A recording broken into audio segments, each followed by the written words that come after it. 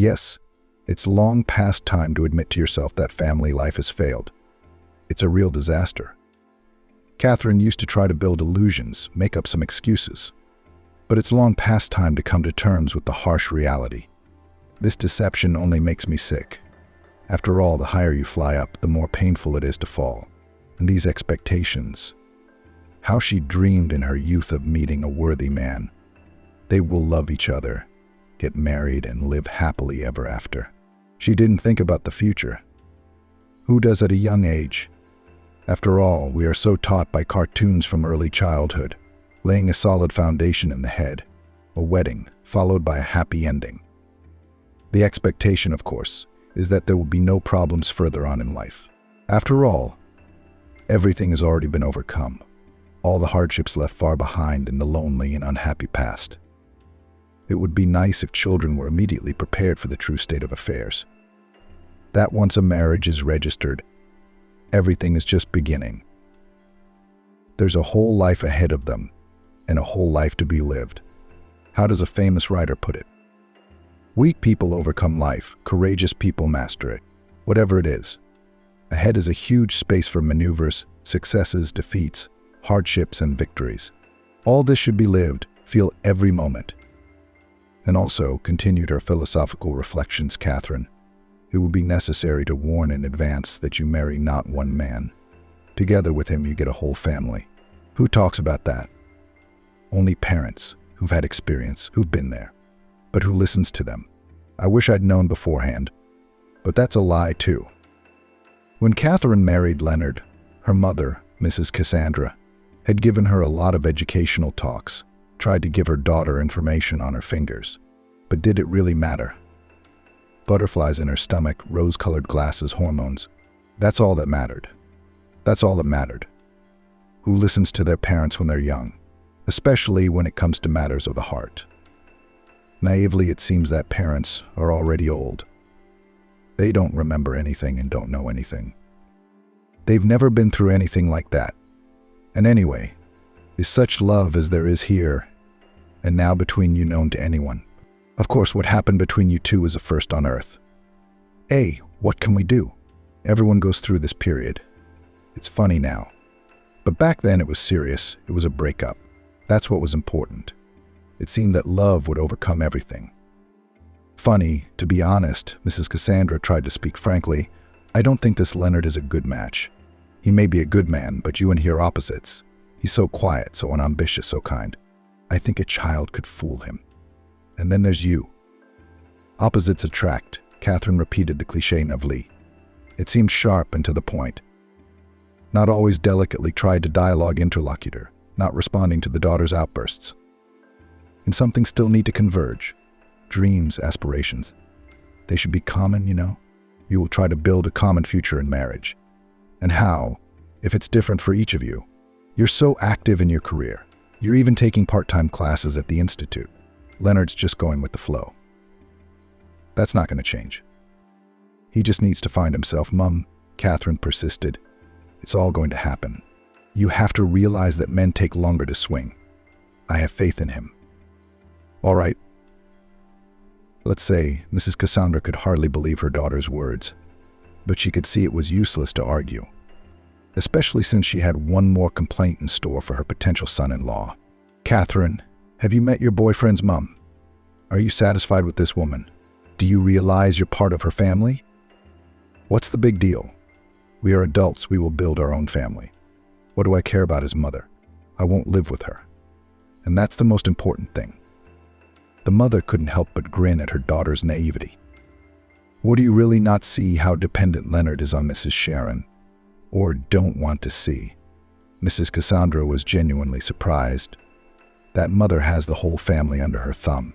One step to the left, one step to the right, and she's shot. She's a real megalomaniac.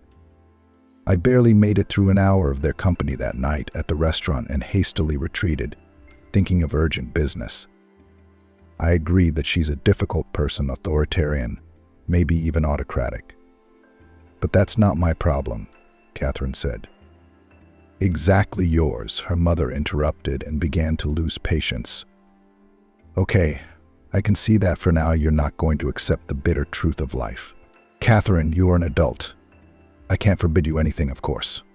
But mark my words, you're going to cry with a mother-in-law like that.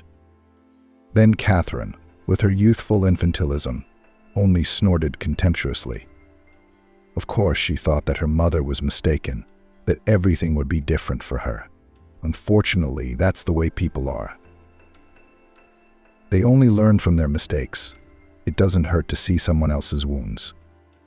And so after almost 10 years of marriage, Catherine continues to bite her elbows. How self-righteous I was. I was a stupid fool. I should have listened to my mom. But now you have to work with what you've got. The woman was tasting all the delights of this marriage, which Mrs. Cassandra had shrewdly foreseen in advance. What does every girl dream of when she marries?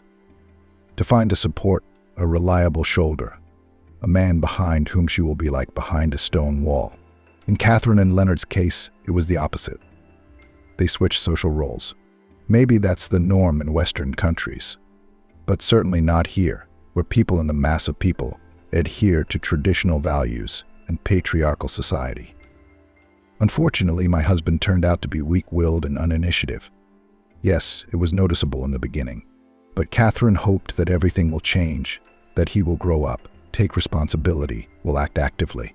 But Leonard is a mama's boy who is accustomed from early childhood to listen to his mother and follow orders. He's not used to turning his own head, now having acquired a wife. The unhappy grown-up boy tossed between Catherine and his mother, who to this day refused to let go of the reins of power. Once again reliving her quarrel with her husband, the woman shared with her best friend Vivienne. I just can't take it anymore. It's the same thing. Mum, bloody hell. I'm so sick of it. Can't you turn your own head on? Carefully choosing her words, Vivienne replied, You'll excuse me, but hasn't it been like this all along? Your first comment about Leonard was when you met Mummy's boy. That's true. But I thought it would smooth out over time, that he'd outgrow the childish affection. What's a mummy when you've got a wife?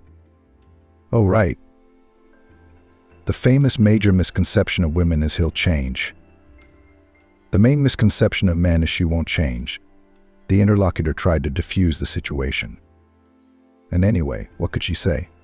Vivienne would have broken up with Leonard long ago, but she wouldn't give such advice for anything in her life. No. Let them sort it out themselves. There was no need for any more complaints. Funny and true, Catherine grinned sadly. I realize that I'm already boring you with my constant complaining about my marriage. But lately, I've really been struggling somehow. Things happen. Everyone goes through difficult periods. You think so? My friend interjected hopefully. But we've had these problems for a long time. I think that since you're not doing anything, you're counting on something. If it were intolerable, you'd solve the matter radically. Yes, there is truth in that, Catherine muttered thoughtfully. So I'm not ready to decide anything yet. So my boiling point hasn't come yet. Vivienne, on the other hand, was angry with herself. She had promised herself not to give advice, not to hint at anything. Interfering in a relationship would be the worst thing in the world. And now she'd fallen into the same trap again. It's extremely difficult to keep your mouth shut. Catherine continued. Oh. Our relationship with my husband was made very difficult by the fact that there was always a third person. Mrs. Sharon, his mum, a real witch in fury, with whom it was impossible to find common ground. And how can one find a compromise when in this woman's view there are only two opinions, hers and the wrong one? She maniacally wanted to follow her son, his life, his decisions. No freedom. Unfortunately, there was no separation. The bond was in place. What's more, her husband's older brother Scott was still constantly interfering in their family. Catherine was physically shuddering even at the sight of him, so disgusted was he with her. Leonard had been accustomed since childhood to the unquestioned authority of his mother and brother. It was impossible to change that paradigm. How much effort had Catherine made, all in vain. How sick of them to meddle and constantly interfere in the private life of spouses. Mum and brother have an opinion on any subject and always incline Leonard to their point of view. The man begins to change, becomes insecure and agrees. But if you say so, yeah, I guess. He no longer cares that he and Catherine have discussed everything and made a joint decision. Things had changed. You could stomp your feet, scream, and try to go back to the original plan. But Mrs. Sharon and Scott's authority had never been outweighed. They pressed the sore spots they knew so well, whispering in Leonard's ear, "We're your family, we're family men. You know that family is the most important thing in life. Wives come and go, but we're together forever. How could we want to hurt you? Think about it. We always act in your best interests." And already the husband, as if hypnotized, was repeating what his relatives advised him. How can this not be annoying and infuriating? A classic of the genre. Mother-in-law is from an old bearded anecdote. She's a bitch with an evil older brother to back her up. How did I ever get involved with this family? I've asked myself the same question every time, Catherine, but what's the use? Sprinkle ashes on my head. Of course, conflicts and quarrels often broke out, and here Leonard was held hostage to the situation. He was pulled like a rope. On one side of the barricade were Mrs. Sharon and Scott, on the other, his wife. And it would start. "Stop meddling in our lives. We have a family, we're adults. Leonard's all grown up. When are you going to get over it?" Catherine screamed. "No matter how old he gets, he will always remain my son, and I will always worry about him. I know better what he needs," replied her mother-in-law. "Don't you dare talk to my mother like that," Scott growled through gritted teeth. "Be quiet." And so on and so on. What compromise? What common-sense solutions? At first, in her naivety, Catherine had believed these tales, had thought that her mother and brother were worried about Leonard and wished him well. But the further this strange relationship lasted, the more noticeable it was. Mrs. Sharon and Scott stood on the guard of their interests and benefits, and no one thought of Leonard. But only the husband did not notice it, or did not want to notice it. He repeated over and over like an incantation. "They're my own people, and they only want what's best for me." The husband refused to open his eyes to the truth. Did Leonard sometimes stand up for his wife? Sometimes tried to object. But, unfortunately, the authority of his mother and brother was unshakable. One short glance was enough for a grown man to give up his intentions, and quickly shut up. Yes, it was hard for him. He tossed between his family and his wife with a guilty look. He sincerely believed that all conflicts could somehow be settled, negotiated. "What are you starting again?" Leonard sighed heavily. "Let us sit down and discuss everything peacefully." The kind, sincere man really believed it was possible. He was trying to reconcile everyone like a peacemaker. How naive is that? Leonard didn't even realize that this was war for war's sake and against common sense. He didn't realize his mother and brother didn't like Catherine, just like he wouldn't have liked anyone in her position. Everything was wrong with them. Catherine's opinions were rejected in advance and indiscriminately. The naivety of an adult was staggering in its helplessness. Catherine, unlike her husband, understood everything. She, to the depths of her soul, was offended for him. It was unbearable to watch the reaction of Leonard, who was worried after another rebuke of his mother. What can you do? Catherine resigned herself to it. She had to be more restrained, nodding and smiling. After all, she knew that objections would not change anything. So why provoke her? But it's easy to think in hindsight. In the moment, my mother-in-law was so annoying. I wanted to slap her and throw her out. Go to hell. Mrs. Sharon's never going to be satisfied or prove anything. And it would be defenseless Leonard who would suffer. Catherine calmed her husband and once again made a promise to herself that next time she would surely hold back, find a compromise and adjust. But only in a new quarrel, everything was repeated again and again. The mother-in-law violated her daughter-in-law's personal boundaries, tried to hurt her, insult her, humiliate her, pursue her, and inevitably, Catherine would snap. She just couldn't take it. Frankly, this vicious circle has long been annoying. No matter how much a woman does not love her spouse, there was a limit to everything. Catherine's nerves simply could not withstand such a race. Yes, she more and more often thought about divorce. Feelings for the spouse still remained, but his family, his damned relatives, and Leonard himself, his temper tipping the scales. Just as Mum had warned, the man was wimpy and weak-willed. On top of that, no initiative or ambition. And this is in contrast to the energy and lust for life itself. Catherine. Husband sat on the couch, and especially not stressed. Worked at a dusty job as an ordinary manager without any chance of success in career advancement. The salary wasn't that great. What's there to hide? Leonard wasn't even self-sufficient on his salary. Catherine provided for the family. Yes, she worked day and night.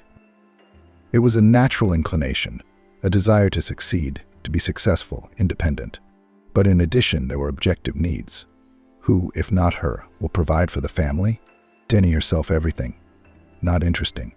Once again, the family scandal would begin. Leonard, and how do you see my maternity leave? What kids? Are you going to be able to provide for us? Or are we going to live on welfare? Catherine was indignant. You're talking about money again. Her spouse grabbed his head. But how much can we beat around the bush? How long can a grown man sit around and be satisfied with little? All right, let's leave the money out of it. But don't you have any ambition? Aren't you interested in becoming someone yourself? To make any progress at all? Catherine, imagine, no, I'm not interested. I want to live the ordinary life of an average person. Do you understand? Catherine was even taken aback by this admission. It was too much out of her worldview. For her, self-fulfillment in life was the goal. It seemed to be the same for everyone. And now it turns out that her husband, her own man, has completely different attitudes and outlook on life than she does. What about me? The woman asked quietly. Our children that you are always talking about, do you not care about them and their future either? Or let them live an ordinary life too if daddy hasn't managed to earn a better one? If they want to, let them do well on their own. They have someone to take an example from, you, the husband parried in response. But children must be given a start. And with what means? Or do I have to earn again? Save up for a maternity leave, then provide for the whole family. That's a great plan, Leonard. You have too grand an idea of what it should be. I think there's enough already. It's enough for the children to provide a comfortable minimum. Enough. Enough, Catherine cut her husband off sharply. She could not bear to listen to such musings. It was so out of sync with what she was thinking. Even a wonder, and how they managed to live so many years together so different. No matter how many scandals there were between the spouses over money, it did not change anything. Leonard was not going to leave his comfort zone. Everything suited him. But Catherine, as her friend correctly pointed out, apparently has not yet reached the limit to radically put the question. But all this rage and bitterness had to look for an outlet. The women vented their negative emotions and general discontent by complaining to their friends. Both Vivienne and Marion already knew. In every girl's sitting, they would inevitably have to listen to Catherine's discontent about her husband and his closest relatives. What to say, the friends all in their personal lives were not the best, so every meeting was like a group support session. Everyone had to talk about their troubles and get some advice, or at least be heard, to get a little dose of support. No, I can't do this anymore. Catherine started a favorite topic. I swear, one more last straw and I'll file for divorce. That's it. I can't, honestly, tired. Both Vivienne and Marion nodded sympathetically in response. That's a difficult situation you're in. Usually couples split up when the love is gone, and there's nothing left but resentment instead of good feelings. You still have some good feelings, but hell, how far can you go on that love? I just admire your patience, Marion admitted honestly. Okay, Leonard's half the battle. Everyone has their faults, as they say, and they can be worked around. But your mother-in-law, I wouldn't go near her. I'd be afraid I'd lose my nerve, and in the heat of a quarrel I'd strangle her. It's not that simple, Catherine grinned bitterly. More often than not, there's Scott looming next to her to take me down with one hand. Bandit face. God-sent relatives. Yeah, Vivienne stretched out. You see him in the dark on the street, and you'll have a heart attack. It's all over your face. And yet, Marion changed the vector of the conversation. You have love. That's a lot. I do, but it's all through agony. Is it worth it? There are some things very cynical, but rational, common sense things to think about in advance, Catherine reasoned tiredly, I want to have a baby, after all, and I'm about to turn 32. You can't wait too long. When will Leonard grow up? And now there is no hope for him. What kind of father is he? He can't take care of himself. On top of that, Vivian thought, a child will bind you forever to your husband's family. They will be family to your baby and will remain so forever. No matter what happens. Divorce is not divorce, it will not matter. It's scary to even think about. All in all, it was a hopeless situation. And what was there to do? Everything is very unstable and shaky.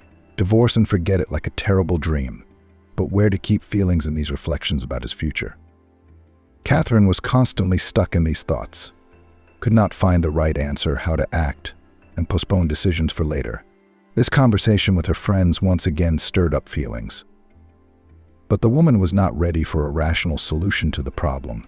After all, she lived with the man she loved, no matter what.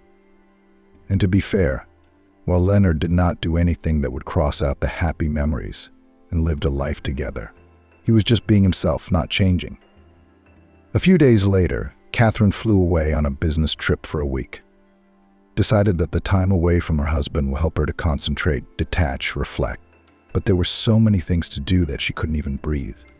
She returned home even more depressed. And there was a surprise. During dinner, Leonard proudly announced, "Oh, by the way, I wanted to tell you the news." Looking at her satisfied husband, Catherine was immediately alarmed. That look on his face didn't bode well. They had been through this before. There was nothing worse than misplaced initiative. So, tensing, the woman asked again, "What news?" "Honey, don't get mad. I took out a loan for Scott and his wife. They bought a new car too. But you know he wrecked his, and he needs to work." Leonard might have said something else. It was just that Catherine had blacked out. She directly felt anger and rage and fury and frenzy clouding her eyes. She interrupted him, clenching her hands into fists, trying to balance on the verge of breaking down. "But your brother is unemployed. How is he going to pay back the loan?" "That's what I'm saying. He'll get a job and he will," Leonard replied. "Leonard, are you crazy?" Catherine couldn't stand it. Her nerves had given way. "You took out a loan in your name for another man for my brother." "Yes," replied the spouse peacefully. "Who in their right mind takes out loans in their own name for other people?" She continued, paying no attention to her husband's attempts at justification. In Catherine's picture of the world, even a sibling was an outsider, especially one like Scott, especially in matters of money. "It's for Scott," Leonard tried to cut in again. It was noticeable how his joy and pride in himself and his deed had already waned. He was no longer smiling, but looking anxiously at his wife, who was getting more and more turned on. "What difference does it make? We'll have to pay it back. The bank doesn't care who spent the money. What matters is who took it." It didn't make sense to her. How could this be allowed to happen? To think of such an absurdity. It's a complete stupidity. Catherine simply could not contain herself. She raged and shouted at her husband, who under the pressure shrank before her eyes. Leonard had already given up trying to justify himself and present the situation in a favorable light. He realized that the idea was a failure and hopeless, though the man still didn't really understand what he was being accused of. He was proud of his manly act, of his decision to help his brother and his family. What could be wrong with that? They are one family, after all. Mutual support and help is very important. Meanwhile, Catherine was beginning to feel dizzy. She realized her utter helplessness and powerlessness. "I just don't understand how you came up with this," his wife finished her tirade tiredly. "It's unimaginable." "But Mom said I should help. After all, money is good in our family." Catherine's breath caught, as if someone had kicked her under the breath. And how had she not realized it was bloody Mrs. Sharon behind it? She couldn't scream anymore. Her ligaments ached treacherously from the strain, and her throat was sore. So Catherine asked again quietly and very ingratiatingly, "Leonard, money is fine in our family because I earn it. I'm the one who works around the clock, you understand. What right do you have to manage the family budget if you have little or no input into it? Those decisions should be mine. I should at least be consulted. You make $3,000 a month.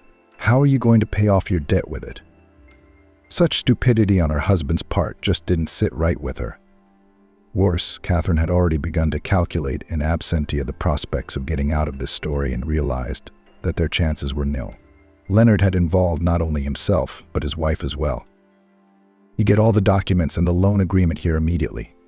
I want all the figures and terms. And she hadn't even asked Leonard about the loan amount yet. To be honest, it was just scary. First, she had to exhale a little and calm down. With emotions running so high, the woman was just afraid she wouldn't be able to hold herself together. The documents only made it worse. Catherine went into shock. This fool had taken out a loan of almost $200,000. And who had given him such a loan? Leonard was required to make monthly payments of almost $5,000. And for years on end. The interest rate is monstrous. Who gave you those terms? Catherine couldn't help herself. She was ready to bang her head against the wall. The loan payment is more than your official salary. Scott told me not to worry, that the payments were his concern, Leonard replied softly. He really believed that. This naivety and simple-mindedness of his spouse was just confusing. He hadn't even realized he'd done anything serious. Scott said. His wife couldn't resist a dismissive tone. Catherine tried to frantically think, but everything developed in one direction. There were no loopholes and could not be. She and her spouse were trapped. And if Leonard was to be punished for his stupidity and gullibility, what is it? The woman grinned to herself. I, too, will be punished for my stupidity. We should have divorced a long time ago. It's only a defense reaction. In reality, I wanted to weep. Nothing would help them. Leonard took out the loans in his own name, signed his name, and took the money. What did the bank care what he did with it? I don't care if he gambled it away. The only answer is to pay it back according to the payment schedule. And Catherine's his partner. She's legally married to Leonard. So all of the liabilities will be split in half. There's no way to prove anything to the court. I don't care if Catherine's never even seen the money. It was all excuses and empty talk. And most of all, the woman pissed off that nasty mother-in-law, Mrs. Sharon, was able to get around her finger and humiliate her. The wretch had planned and calculated everything. She chose the time, persuaded the good, naive son, well worked behind his wife's back. Catherine was furious with Leonard, her mother-in-law, Scott, and herself. That she had made such an oversight and allowed herself to be cornered. Needless to say, the woman didn't believe for 1 second that her husband's brother would actually pay back the loan on his own. Why, he'd be paid off. Only Leonard could believe such a thing. His faith in people was discouraging. If it weren't for such dire consequences, it would even be admirable. Catherine had long ago lost her kindness and faith in the best. They were replaced by cynicism, calculation, and pragmatism, which in some is called life experience. It was pointless to keep shouting and getting angry at her husband.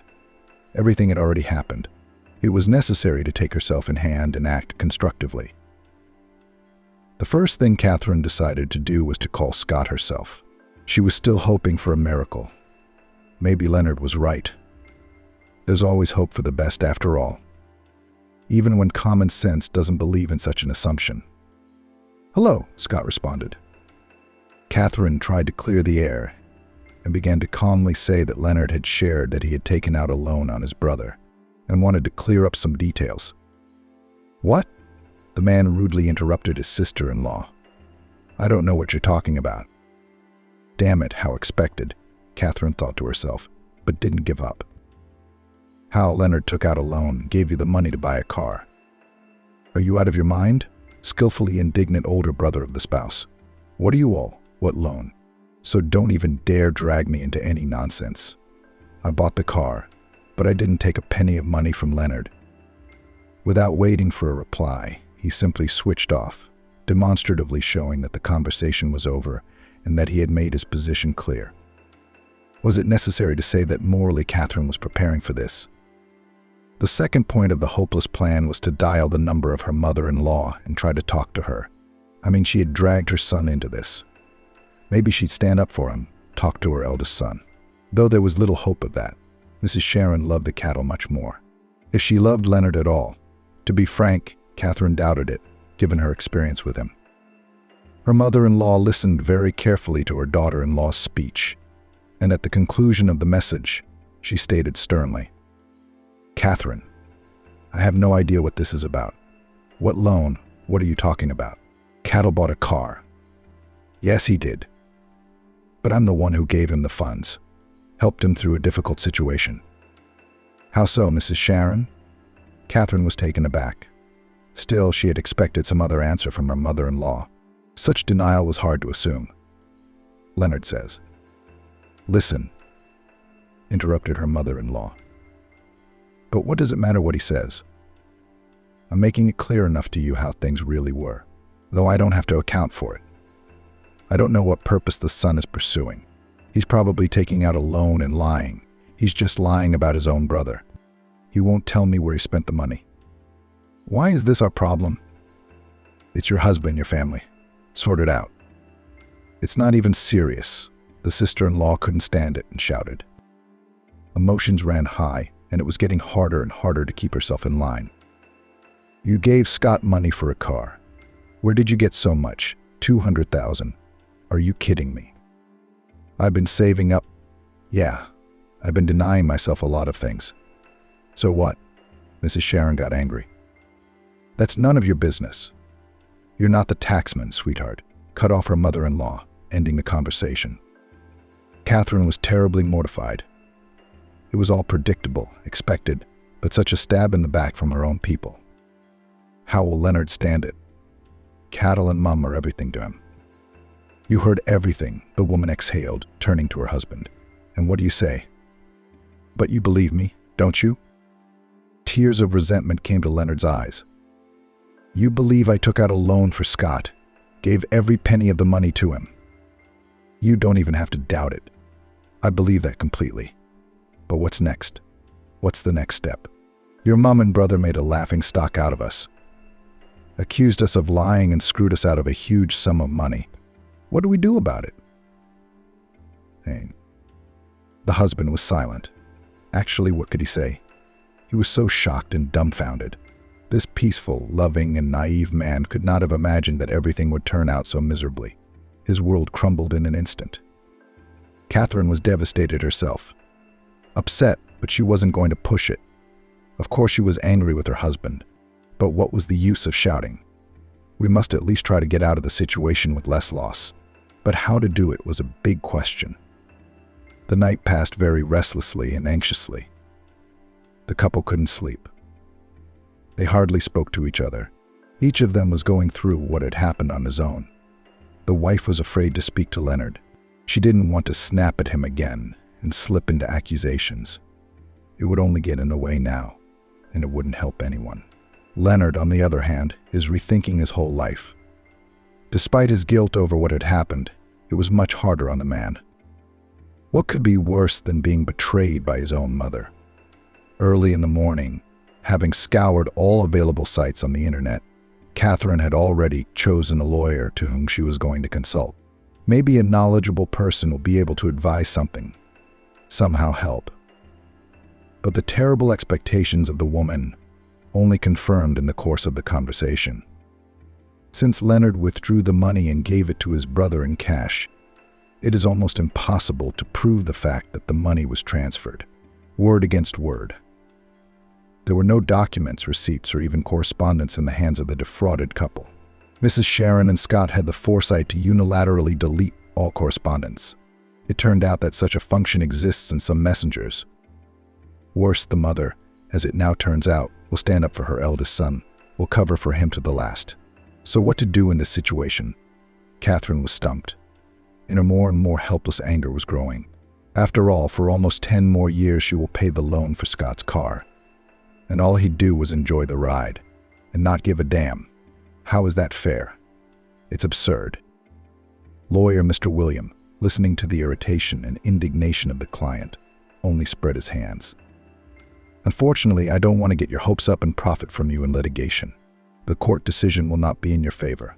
Take it as a fee for experience.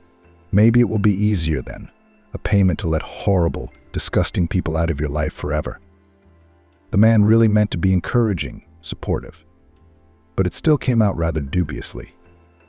Is there really nothing that can be done?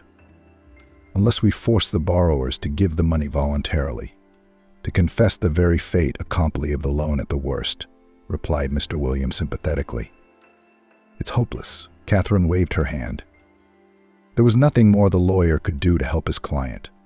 It seemed mean and unacceptable to make false promises to her for his own enrichment. The man would be glad to help, but with what? Leonard had done something stupid. Motivation didn't matter in this case. It was necessary to assess the situation exactly as it was, and not try to hope for a miracle. Catherine left the law office completely crushed. I didn't want to go home in a sulk. They will have to talk to her husband, tell him about the consultation. This will lead to another scandal and quarrel. There was no moral strength for that. On the contrary, the woman now needed support and a kind word. It was decided to go to her mother. She would at least listen to her, maybe advise her something. And what if? Catherine was ready to cling to any miracle and any, even the most ghostly hope. Of course, there were fears that her mother would be shocked, would shout and swear at her son-in-law. That was something she didn't want to happen. Still, Catherine wanted to protect her husband. He had acted foolishly, but honestly, relying on love and all the good that was in him. He had been betrayed, trampled and humiliated, insulted in the best feelings. That's where the basic root of evil lies.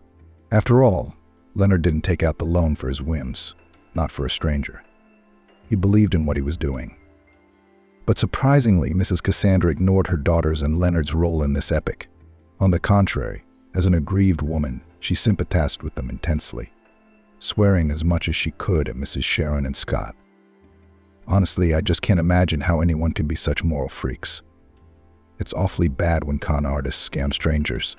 But here, this is a son, a sibling. How could you do this to a human being? Is your mother-in-law a witch like the world has never seen? Catherine smiled, trying to tone down the conversation a bit. I knew that before it happened. You tell me. Do you have any advice? See some way out, assessing with sober outside eyes. What can I do? Mrs. Cassandra was genuinely surprised. I'm not a lawyer, not a solicitor, not an expert on such matters. Nor do I have any acquaintances in this field. How can I advise you? So lawyers haven't helped me either. I had to share the outcome of the legal consultation with my mother on top of everything else, to relay Mr. Williams' words. So there is a way out after all, Mrs. Cassandra pondered, asking them to return the money. Catherine grinned back. She was simply amazed at her mom's naivety. No better than her husband. Yeah, now everyone suddenly remembers their conscience and decides to take a head start. Why ask? To force. That's a more accurate word. But how? I don't know that. But every man can be pressed, especially if you know where to hit. Are you talking about violence now? Catherine was horrified. No moral beating. Although violence can be left as a backup and last resort, I wouldn't rule it out. God, Scott so definitely deserves that approach, at least for educational purposes. Catherine looked embarrassed somehow. Oh, come on, no one here is a saint. And anyway, I think you're starting to forget that we're talking about yours, about something that was stolen from you. There was common sense in what Mum said, though the idea of physical action still frightened Catherine. Those were not her methods. But there was no need to dismiss anything right now. One had to stock up on options to solve the problem. When a tired Catherine finally arrived home, Leonard found her in the doorway. The man was clearly out of breath. I couldn't stand it and called my brother and Mum again. I wanted to ask their conscience. How could it be? Leonard couldn't calm down, couldn't find a place to be. And what? His wife asked rather out of politeness. She had already seen the look on Leonard's face, and so she wasn't counting on good news. Called Scott and just demanded my money back. Don't think I didn't bother to tell him you were the one who was unhappy, that you were the one demanding. And you know what he said. He answered so bluntly that he didn't take anything from me. Just like that. So you heard it yesterday. That's what he told me. Why are you surprised? I didn't believe then that he could say it straight out like that. After all, it's not true. Lying to your face. How can one do that? It can. And apparently, from the looks of it, it's easy and simple to do. And I also called my mum, the spouse reported with great sadness in his voice. He was completely shattered. She didn't even shout at me, claimed that I had taken a loan spent unknown, and now, to get out of it, started blaming my brother and shame on me. Catherine would have been glad to say something somehow to support her husband, on whom there was no face. But what was there to say? Insult the in-laws and complain? Fortunately, Leonard wasn't paying attention to anything. He was focused on what he was experiencing at the moment. Geez, how come? Mum talked me into it for so long, got so excited when I handed the money to Scott from hand to hand. They thanked me with glee. They assured me they'd pay for it themselves. Though Leonard was ready to cry with resentment and indignation, his wife still couldn't contain herself. Indeed, here they are, your own people, the ones you always sidelined me because of. After all, they are true family by blood.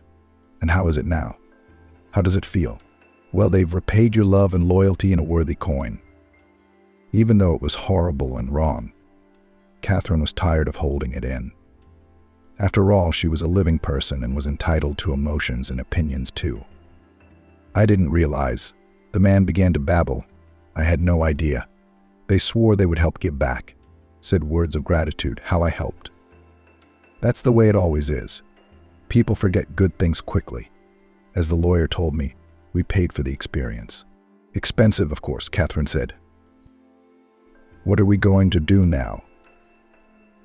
It's a disaster. Leonard only now seemed to finally come to terms with the situation and realize the magnitude of it. It's such a huge amount of money.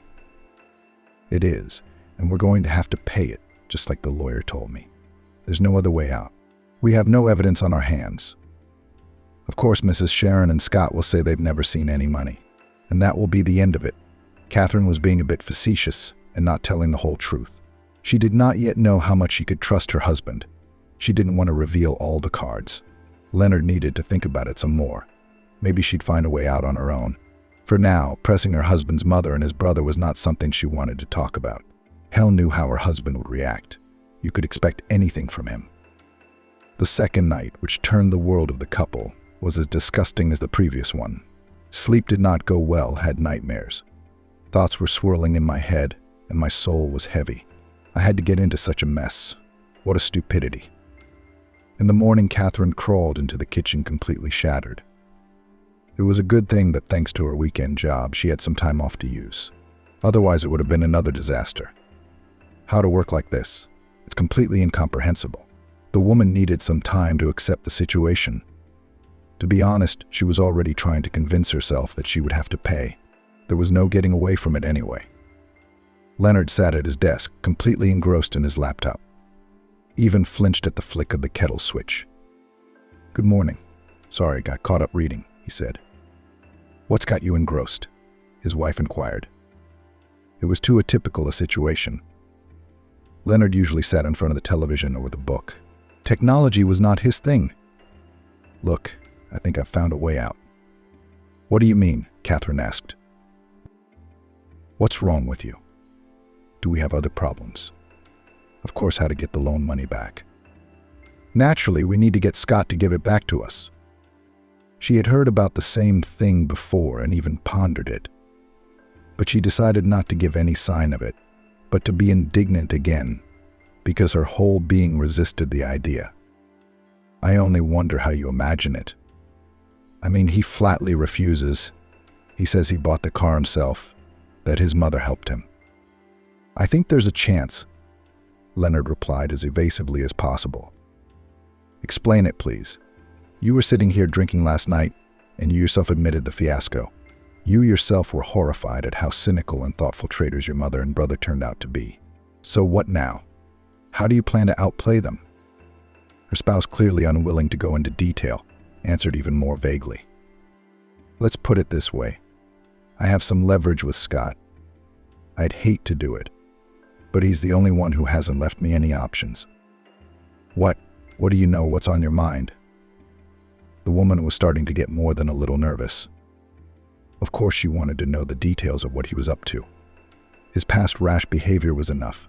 But except that no matter how hard Catherine tried to get to the truth, to find out the details, Leonard stood his ground. "I don't want to talk about it. It's my business. I'll settle the matter, I promise." "I'm scared." "Leonard, stop it. And everything will be fine. You have my word." Only could such assurances reassure anyone. Her heart was out of place. Catherine knew perfectly well that her husband wasn't the kind of person who could make up his mind about anything. She should have trusted him, given him the reins and handed over the responsibility. That would be fine. It was exactly what the woman had wanted for a long time. But she knew Leonard like the back of her hand. What good would that do? Anyway, she didn't really expect this hopeless endeavor to succeed. Although it should be recognized that her husband, for the first time in his life, had somehow transformed, insisted on what he wanted, was confident and firm. What if? But I did not want to take his word for it. Catherine decided to wait for the results. Leonard went somewhere, refusing to give details. Already closing the door behind him, on the threshold, he turned round to embrace his wife and kiss. "You'll see, my love. I'll solve everything. Himself brewed this mess, myself, and I'll clean up the mess." Catherine understood that her husband was waiting for feedback from her, words of trust and support, but only to say nothing could not. She had mixed feelings. She did not want to deceive. Nevertheless, for her husband, Catherine was very worried, anxiously rushed around the flat and thought of what plan he could have. Nothing came into her head, and the tension was growing. After all, she knew about Scott's criminal record, which didn't add to the optimism. After only a few hours, her nerves were already strained to the breaking point. What was he thinking there? How much had Leonard been able to calculate all the risks, think everything through? Counterbalancing that was a new, incredible feeling. It was so unaccustomed to Leonard taking responsibility and letting him fix his own mistakes. He hadn't done that before. Unbelievable. It was nearing nightfall, and she hadn't heard from her husband. Catherine texted endlessly. She was afraid to call or write regular messages. What if he's out there, where it's better not to draw attention to himself? Catherine hoped that her spouse would finally look at the screen of the phone and answer at least something. On the clock it was 3, when the nerves were loosened to such an extent that the woman could not stand it, and dialed the number. To no avail. The soulless robot reported that the called subscriber was temporarily unavailable. Anxiety and panic from such news only increased even more. What kind of sleep would there be in such a situation? Even though the previous 2 nights had been almost sleepless, there was no sleep in either eye. Her heart was pounding at a frantic pace, and her hands were shaking feverishly. The wife felt that something bad had happened. The subconscious mind was deliberately throwing up variants of events, where each scenario was much worse than the previous one. Where to run? Who can help? Leonard was clearly in trouble, and she's sitting there just staring helplessly at the phone screen. It was almost 0700 hours. It was beginning to dawn outside the window when the phone rang, an unfamiliar number. But Catherine answered on the first ringtone. Hello, Catherine. I'm listening. This is Senior Lieutenant Love calling about your husband, Leonard. Could you please come to Hospital 6? What happened to Leonard? The woman almost shouted. How is he? There's not much I can report at the moment, Catherine. The policeman replied as calmly and discreetly as possible. Your husband is badly beaten and has been taken by ambulance to the hospital. There is an operation in progress now. I think I will know more by the time you arrive. Okay, I'll be there soon. Please try to take care of yourself.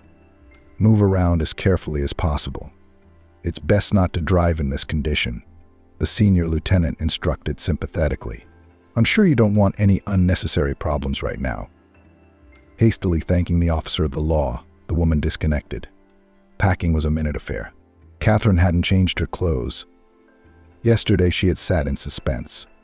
Heeding the policeman's advice, she hailed a taxi.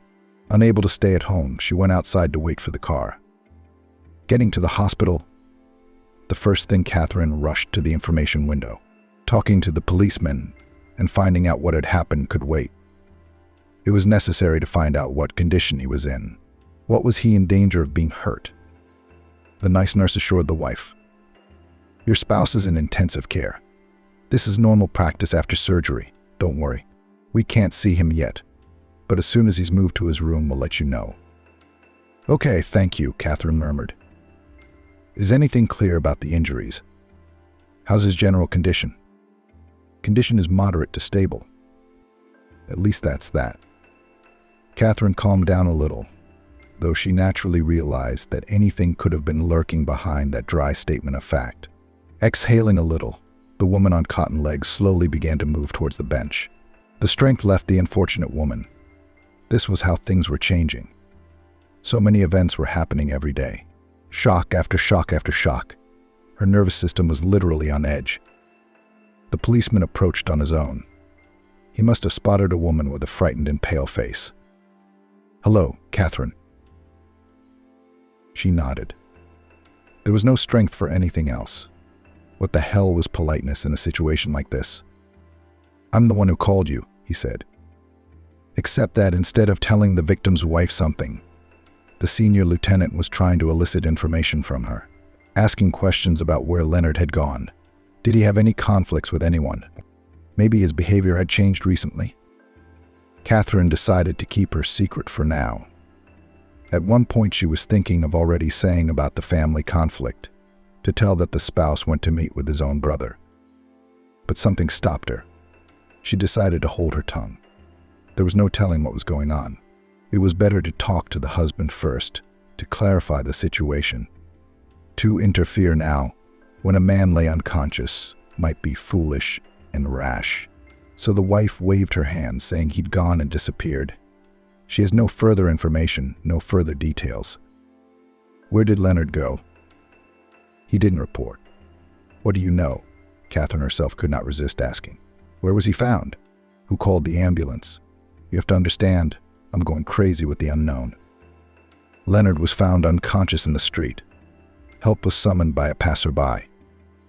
The senior lieutenant seemed to realize that his wife was hiding something or not telling the truth, and in response he was very restrained and stingy with details.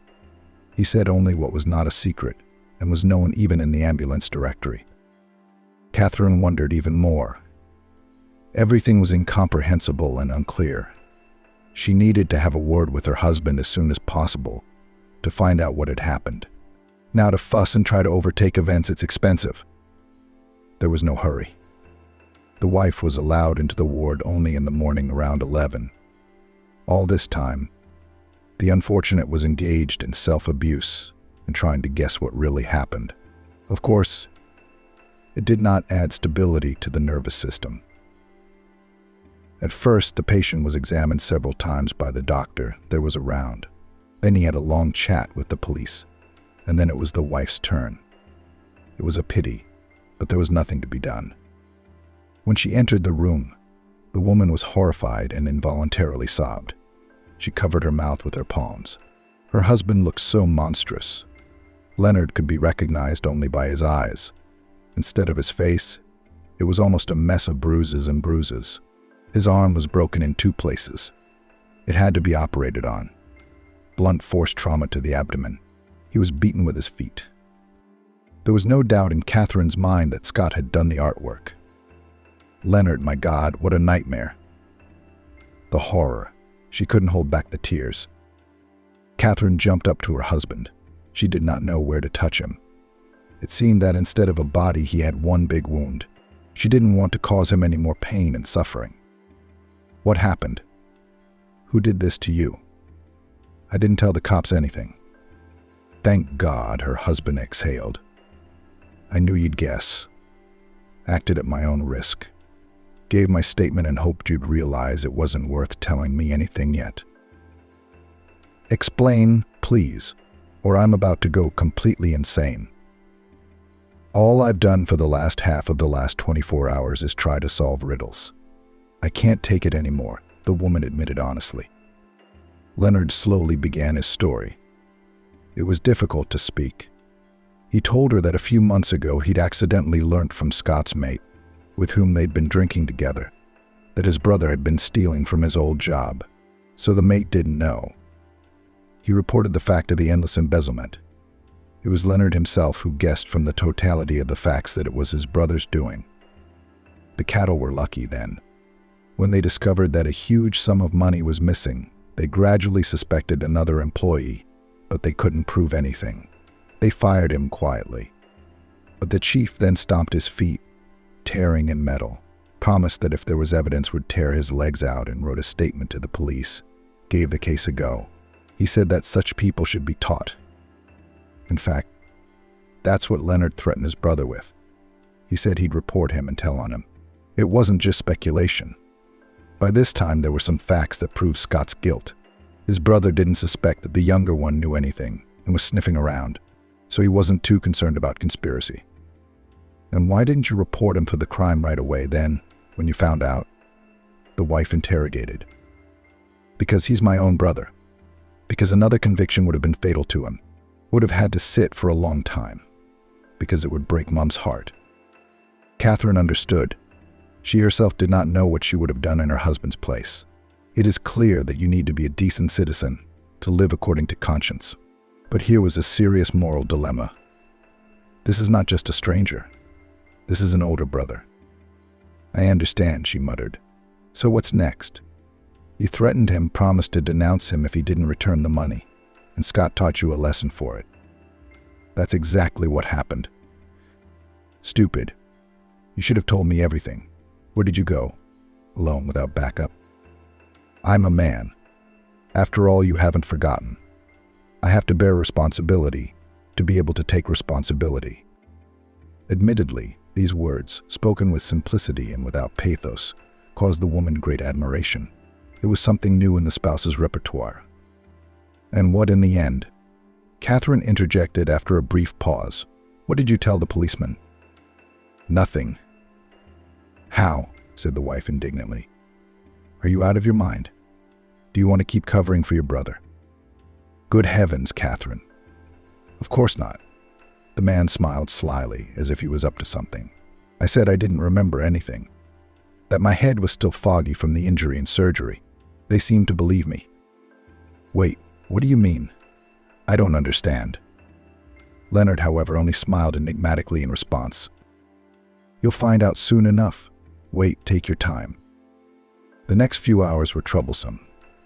I had to go to the shop, buy my husband everything he needed, feed him. Honestly, Catherine relied completely on her husband and thought of nothing but the immediate and utilitarian. About an hour and a half later, Mrs. Sharon burst into the room like a whirlwind.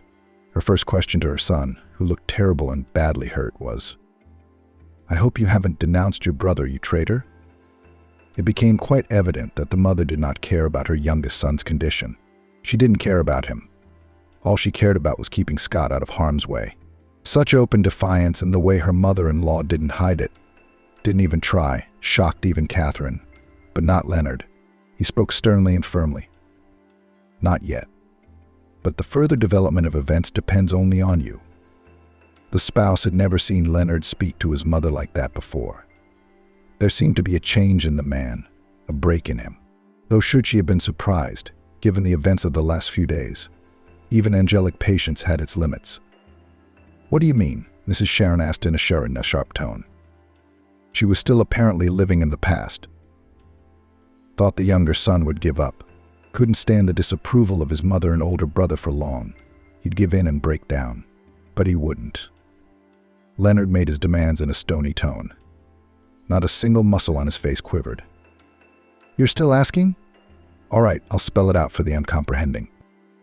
If you and my brother don't give me back the $200,000 I handed you in the next 2 nights, I'll tell you about both the theft that Scott committed and the beating. I'm guessing, probably from the look of me, that it's at least medium bodily harm. You want to carry packages to jail and go on visits." Obviously, the mother-in-law wasn't prepared for such a question. She had hoped to butter up her youngest son, to somehow trick him again. But that was no longer an option. Mrs. Sharon even blushed. Not from shame, of course, but from rage and anger. "You wouldn't do that, you wouldn't. Do you want to test it? Won't you regret it later? Enough of your antics. I'm not going to fall for your fairy tales anymore. After this loan situation, I've realized and rethought a lot of things. I have no more illusions. I'm not going to be fooled anymore. Is that understood?" Both women opened their mouths in surprise. Leonard had changed right before their eyes. Neither his wife nor his mother recognized him. How could such a thing be possible? Such a dramatic change in a matter of days. And if the wife was ready to jump with happiness, Mrs. Sharon was visibly dejected when she realized that her card was beaten, that there was nothing to do. "Sonny, how can it be? Don't ruin us," the mother squeezed out her tears. "Are you serious?" That only made the man even angrier. "I've said it all. You have 24 hours and the countdown has begun. There will be no money. I've outlined the consequences. Now, if you would be so kind as to go away. I can't and don't want to see you." Now, the mother and her favorite son had no options left. They had to comply. They had driven themselves into a dead end with their actions. A day later at lunch, Catherine met with her mother-in-law in the park. She handed her the money, also in cash. Scott called his brother and asked angrily, pretentiously, "So, are we done now?" Leonard had no intention of giving in to his brother as he had before. Their relationship had changed forever. "When my wife deposits the money, closes the loans, gets the papers, then we'll talk." The older brother tried to start resenting him, pushing his own way through, but Leonard wasn't going to listen. There was no respect for his brother's authority or love for him. By evening, Catherine came to the hospital to her husband with a package of documents. She was glowing with joy and smiling. "In 30 days, the account will be closed, and I'll need to get a statement. But I have a certificate in my hand that I have paid the full amount of the loan with the interest already accrued." She felt it was necessary to cheer her husband up and praise him. "Look, to be honest, I didn't think it would work out. I repent and apologize for not believing in you. I was wrong. You're doing a great job. It's just too bad the price is so high. You've been seriously hurt." "Oh, come on," Leonard interrupted her. "You're still apologizing. I'm the one who should be apologizing to you. I'm the one who got us into this difficult situation and had a hard time finding a way out. It will be a lesson to me for the rest of my life. And as for my wounds, I paid for the experience, so to speak." Catherine was tormented by one question, but she didn't know how to approach it as gently as possible. She asked cautiously, "What's going to happen next? What are your plans? How will you communicate and keep in touch with your mother and brother?" Catherine was scared to death that her husband would forgive his relatives again, that this destructive communication would continue and spoil their lives, exhaust their nerves, drain the energy of both of them. And then it would be over. This marriage will end in divorce anyway, and all the efforts will go to waste. And the spouse just started working on himself, started to change. Leonard even changed his face when his wife asked him. "Communicate?" he asked in surprise and laughed. "I don't think they'll want to." The spouse continued to cheer. Catherine, on the other hand, understood nothing. She was just preparing to ask a clarifying question when she was interrupted. There was a knock on the door of the room, and then the familiar face of a police senior lieutenant appeared. "Good evening. We had an appointment," he said peacefully. "Lo, of course it's nothing. If my wife stays, I'm willing to testify. The situation has been cleared up, and I am now confident in my words." Catherine's eyes rounded at this statement, and she looked at Leonard with horror, but he only nodded his head, letting her know that everything was fine. Everything was as it was meant to be. For the next hour and a half, the woman sat on pins and needles, and from every word her husband said, she was more and more surprised. Catherine had never thought that this was his plan. Leonard calmly and clearly told everything as it really was, told the truth, how he met with his older brother, how he said that he knew that he had committed a theft and that he wanted to report it. In fact, that's why Scott had beaten him up. Naturally, not a word was said about money and credit. There was no mention of the fact that the victim did not testify in order to get the guilty party to repay the debt, which seemed fair. The policeman asked many clarifying questions and carefully recorded everything. Leonard gave all the details he knew. He answered fully and honestly. Catherine, meanwhile, could not find a place for herself. She was very worried. She generally supported her husband's decision. Scott was an immoral man and a criminal. He must be held responsible for what he had done. Mrs. Sharon didn't feel the least bit sorry for him either.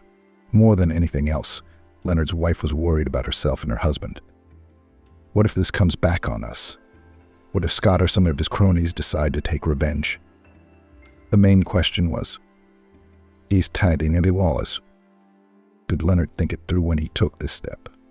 Did he have insurance? Confidence in their powers and the justice of the law are different things.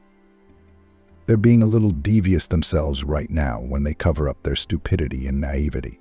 Also, things not quite legal, not punishable in this case, but questionable in terms of morality and truth. In general, Catherine was as if on pins and needles and waited impatiently for the policeman to leave. She needed to ask her husband questions in private. So the senior lieutenant left the room only after 2 hours of exhausting conversation, which seemed to her like an eternity. Left alone, Catherine immediately lashed out at her husband, still shocked by his action. "Leonard, are you sure we won't get hurt for this?" "For what?" As if the man didn't understand. "What are you talking about? The cattle have committed theft." "And why, you heard it all yourself. I reckon you've no doubt about it. Did he beat me up?" "Yes, he committed a felony." "Answer, I don't get the point of the question." "Damn, you're laughing at me. I'm asking about the money. What happens if the police find out about the money?" The husband remained remarkably calm and looked more like a Buddhist monk from the outside. "Well, sweetheart, what are you talking about? What money? Don't you get it? I have driven my mother and brother into the same trap they were preparing for you and me. You and I don't know anything. What credit? What money? What are we talking about?" And Catherine seemed to be starting to get it.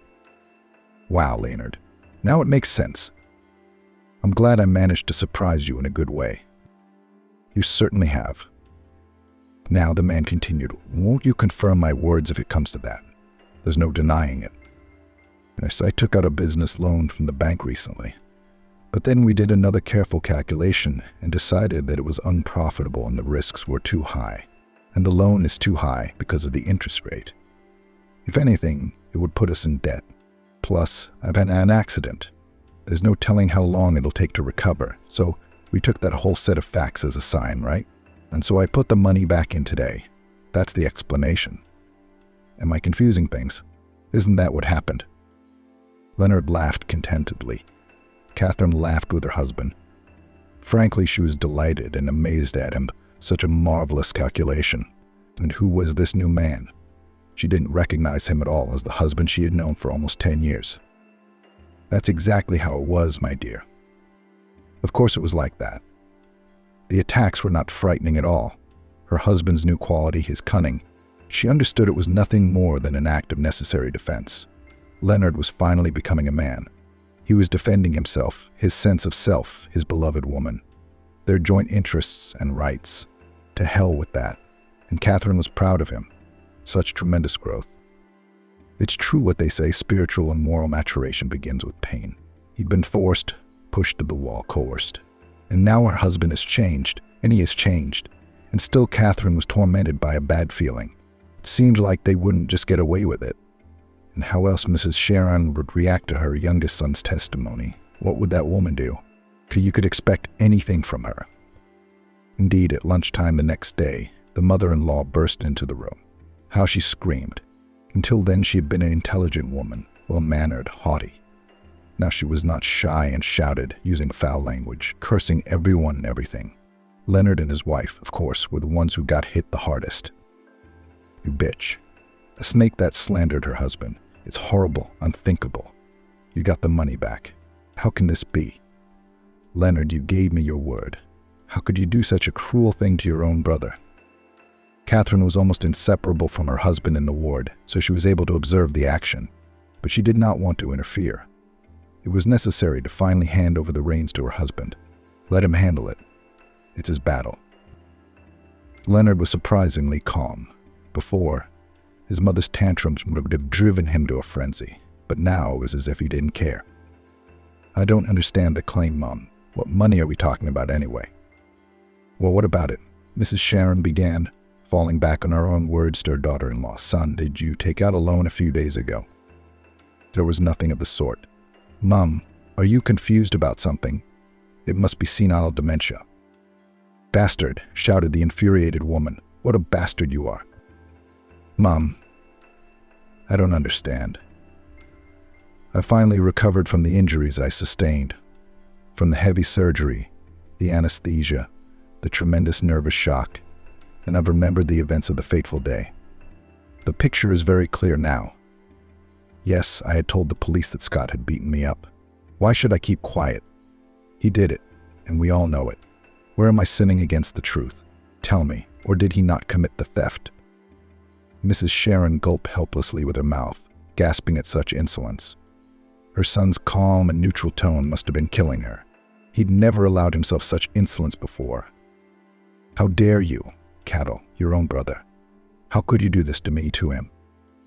Catherine's mother-in-law was on the verge of a nervous breakdown, but those present did not feel sorry for her.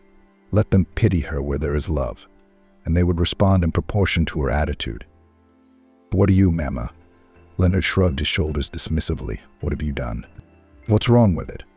I merely returned kindness for kindness and no more. It's not all for you to pick the fruits of my foolishness. Trust sometimes has to be paid for. But a few days later, Catherine recounted the events to her mother with admiration and pride. She recorded in paint all the dialogue and the grimaces of the disputants. Mrs. Cassandra was greatly impressed by what she heard. I just can't believe your mum. I wouldn't have been there. I myself would never have believed Leonard talking to his mum like that. He used to tiptoe around her and blow dust off her, and now it's over. The hegemony has played itself out. Oh, God forbid that this situation should teach him some sense. I'd like to believe in the best after all. That's a different man now, the daughter enthused. Without losing my mind, I don't recognize Leonard. My husband is a man at last. Mrs. Cassandra hummed. Yes, indeed, sometimes the separation from your mother is too late and too painful. Perhaps, Mum, you're right, but it happened albeit late, albeit so difficult. What matters is the outcome. Don't you agree? It's hard to argue. Tell me, what happened next? That old woman never showed up again. She slammed the door and that was it. No, she called 2 or 3 times in the last 3 days, screamed again, freaked out, pressured and demanded that Leonard take back his statement, to confess that he had wronged his brother. And did he send her? Of course he did. Why on earth would he? Ridiculous. But now the tactics have changed. Mrs. Sharon's been acting like a loving mother, being sweet, silky, pitying. Scott's got a son and a wife, and she's sick herself. Didn't Scott think of that when he committed the crime? Mrs. Cassandra countered. And he left his son from his last marriage. He doesn't help. He doesn't keep in touch. And then what's that got to do with the child? Leonard asked something similar. So he didn't give in to the old furies, entreaties, and tears. I don't think any of this is going to work anymore. It's past the point. He's been dragged through the mud so many times, put down for nothing. That he's been taken advantage of so many times that he's at the end of his rope. I watched him closely. He didn't even move in response to Mrs. Sharon's tears. His decision didn't waver in the slightest. In fact, to be honest, I asked him to let them go in peace. Let them live. Let them get on with it. As long as it doesn't affect us. But Leonard gave me a stern look and said, No way. Don't you have to teach them. I've put up with it for too long and let it all go, Catherine shared with her mum. And what can I say? Fair enough. Worthy of respect. Honestly, I never thought I'd use the word respect for your husband. But this work on himself, this growth, he's just admirable. Yeah, my daughter piped up. I still don't believe it myself. I'm afraid it's a dream. So I'll wake up and everything will be like it was before. No, it won't be like before. I guarantee it. This confusion lasted for 6 months, and all this time the nerves of the spouses were frayed. The inquest, the courts, it took a long time. Mrs. Sharon and her eldest son did everything they could to get through to Leonard, to get him to change his testimony, to soften. In all sorts of ways they wanted to make him change his mind. I don't understand. Catherine puzzled. Why would they do that? It's ridiculous. Everything's already been recorded, other evidence gathered. There's no way to get away with even a charge of injuring you. You can't even get away with theft. There's tons of evidence and another victim who's determined to fight. Why break through to us then? I don't know, but I'm guessing to break me down again, to force me back into the family fold, to force me to help, to ride me in you. Amazing people. They think they can get away with anything, no matter how many naughty things they do. They'll be reprimanded and forgiven. Unbelievable. The spouse only shrugged in response. He tried to minimize communication on the subject, and not because he was hurt. No, he simply made a decision and cut his mother and brother out of his life. There was no turning back. As for Scott's future, it was serious. Indeed, the very supervisor who had suffered the theft had shown up. He had written a statement, as promised, and demanded the punishment he deserved, refused to make concessions. He was understandable. He had a snake on his chest. Moreover, because of the swindler almost suffered an innocent man. How could such a thing go unpunished? The policeman at the next interrogation of the victim, just before the case was sent to the prosecutor's office, and then to the court, asked Leonard, "The accused is your brother. Will you ask the investigation in the court for leniency? Make attempts at reconciliation? It won't help. Cattle will still be prosecuted, but it could have a significant impact on the sentence." Leonard didn't hesitate for a second. Laconically and simply, looking straight into his eyes, he replied, "No, I won't. I am in favor of a just punishment. The cattle must answer for everything in full accordance with the law." That was the end of the matter. No matter how much Mrs. Sharon cried at the trial, no matter how much she begged for leniency, no matter how much she tried to pacify those present, it did not help. On the aggregate of the crimes committed, the court, taking into account the personality of the defendant and his characteristics, sentenced Scott to 8 years imprisonment. The mother sobbed and cursed the younger son. Did it offend Leonard? It did. He was ready for it. The man walked out of the courtroom satisfied, even though he was cursed. It didn't bother him anymore, as he later explained to his wife. "They are strangers to me already. Do you understand? I don't care about their opinion and judgment, whatever it is. I'm happy it's finally over," Catherine admitted. "I was afraid our marriage would break down and not last." Things changed. Things were finally starting to get better for the couple. It took going through these trials to find each other anew, to get things back on track. Now there was no doubt about the couple's social roles either. Leonard had learnt to take responsibility, to be a man in the full sense of the word. Catherine literally could not be pleased and thanked fate that all this happened. After all, as it turned out, all for the best, and do not believe after that in God and His providence. Very soon Catherine and Leonard will become parents. Now the future mother has no doubt that her husband will be a worthy father, that she and the baby will be behind him as behind a stone wall. It's a bit of a pity that their son will never meet his relatives from his father's side, although with such relatives and enemies do not need. So probably everything is for the best here too. After learning that her husband had a mistress, the wife did not make a fuss, but did something different. They'd been estranged for a long time. Not anymore. Bridget went to live with her boyfriend, and they were left alone in a huge house, where each could get lost and not see the other. They didn't talk to each other for days at a time, not because they were fighting, but because they were strangers. But for 22 years of life together, they never became close. On the contrary, with each passing year, they grew farther and farther apart. Of course, they could have broken up a long time ago, but something kept them apart, especially in the mornings. Ajay couldn't see Olivia sleeping. It was a good thing it was dark at night, and he couldn't see her in her sleep with her mouth open, breathing loudly, sometimes even snoring. How ugly is she when she sleeps? Ugly to the point of nausea. But when she woke up first, she was not one iota more beautiful. EJ knew in advance that when he showered, he would go into the kitchen and see her sloppy, in a hastily thrown-on robe, her hair disheveled, bunched up and tied with a rubber band, her cigarette in her hands, and a mug of coffee. Not a cup, but a mug. "Can we not smoke in the kitchen?" Ajay will ask again. Or he won't say anything at all, and won't even look in her direction. "Where should I smoke?" Olivia asks. And he won't answer her question.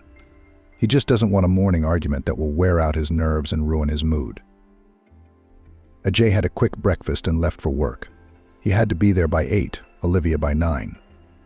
It used to be that when Bridget lived with them, her daughter or Ajay would make breakfast. The two of them would eat breakfast together, and there would be a semblance of family.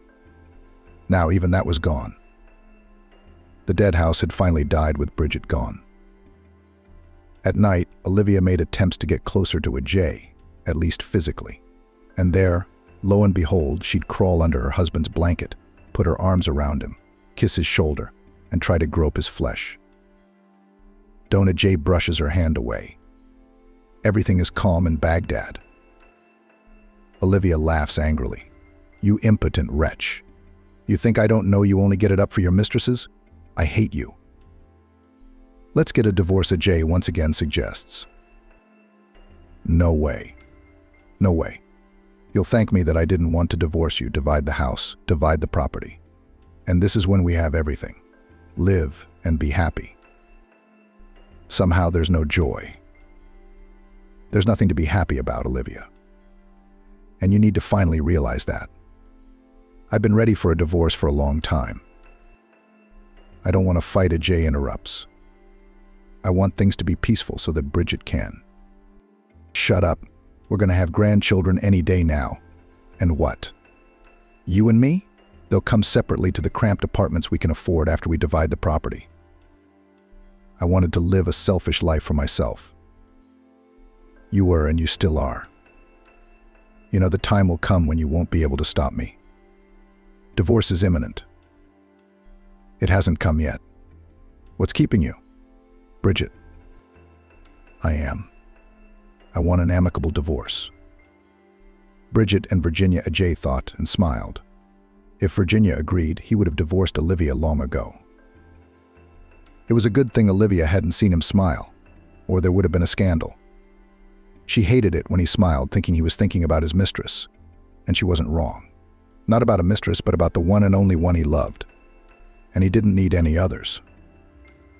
Virginia, hello, my love. I miss you as much as Danielle. Vacation. Freedom. Daniel's doing great. Only 1B in English. He's going to Grandma's after tomorrow. So you're free, and I'm free. Olivia left for her mother's yesterday. Will you come over? Can you make it? Ajay wrote. Well, I don't know, Virginia smiled to herself. You know what would agree? How many years have they been dating? And she always goes to Ajay's place like it's a first date. It's about time they got used to each other for so many years. It's even time to get used to each other. But no, it's not working out for either Virginia or Ajay. Virginia, I miss you. Come to my place, come on, I'll be waiting for you, said Ajay. You don't have to meet me, it will attract attention. I'm tired of hiding and I don't want that.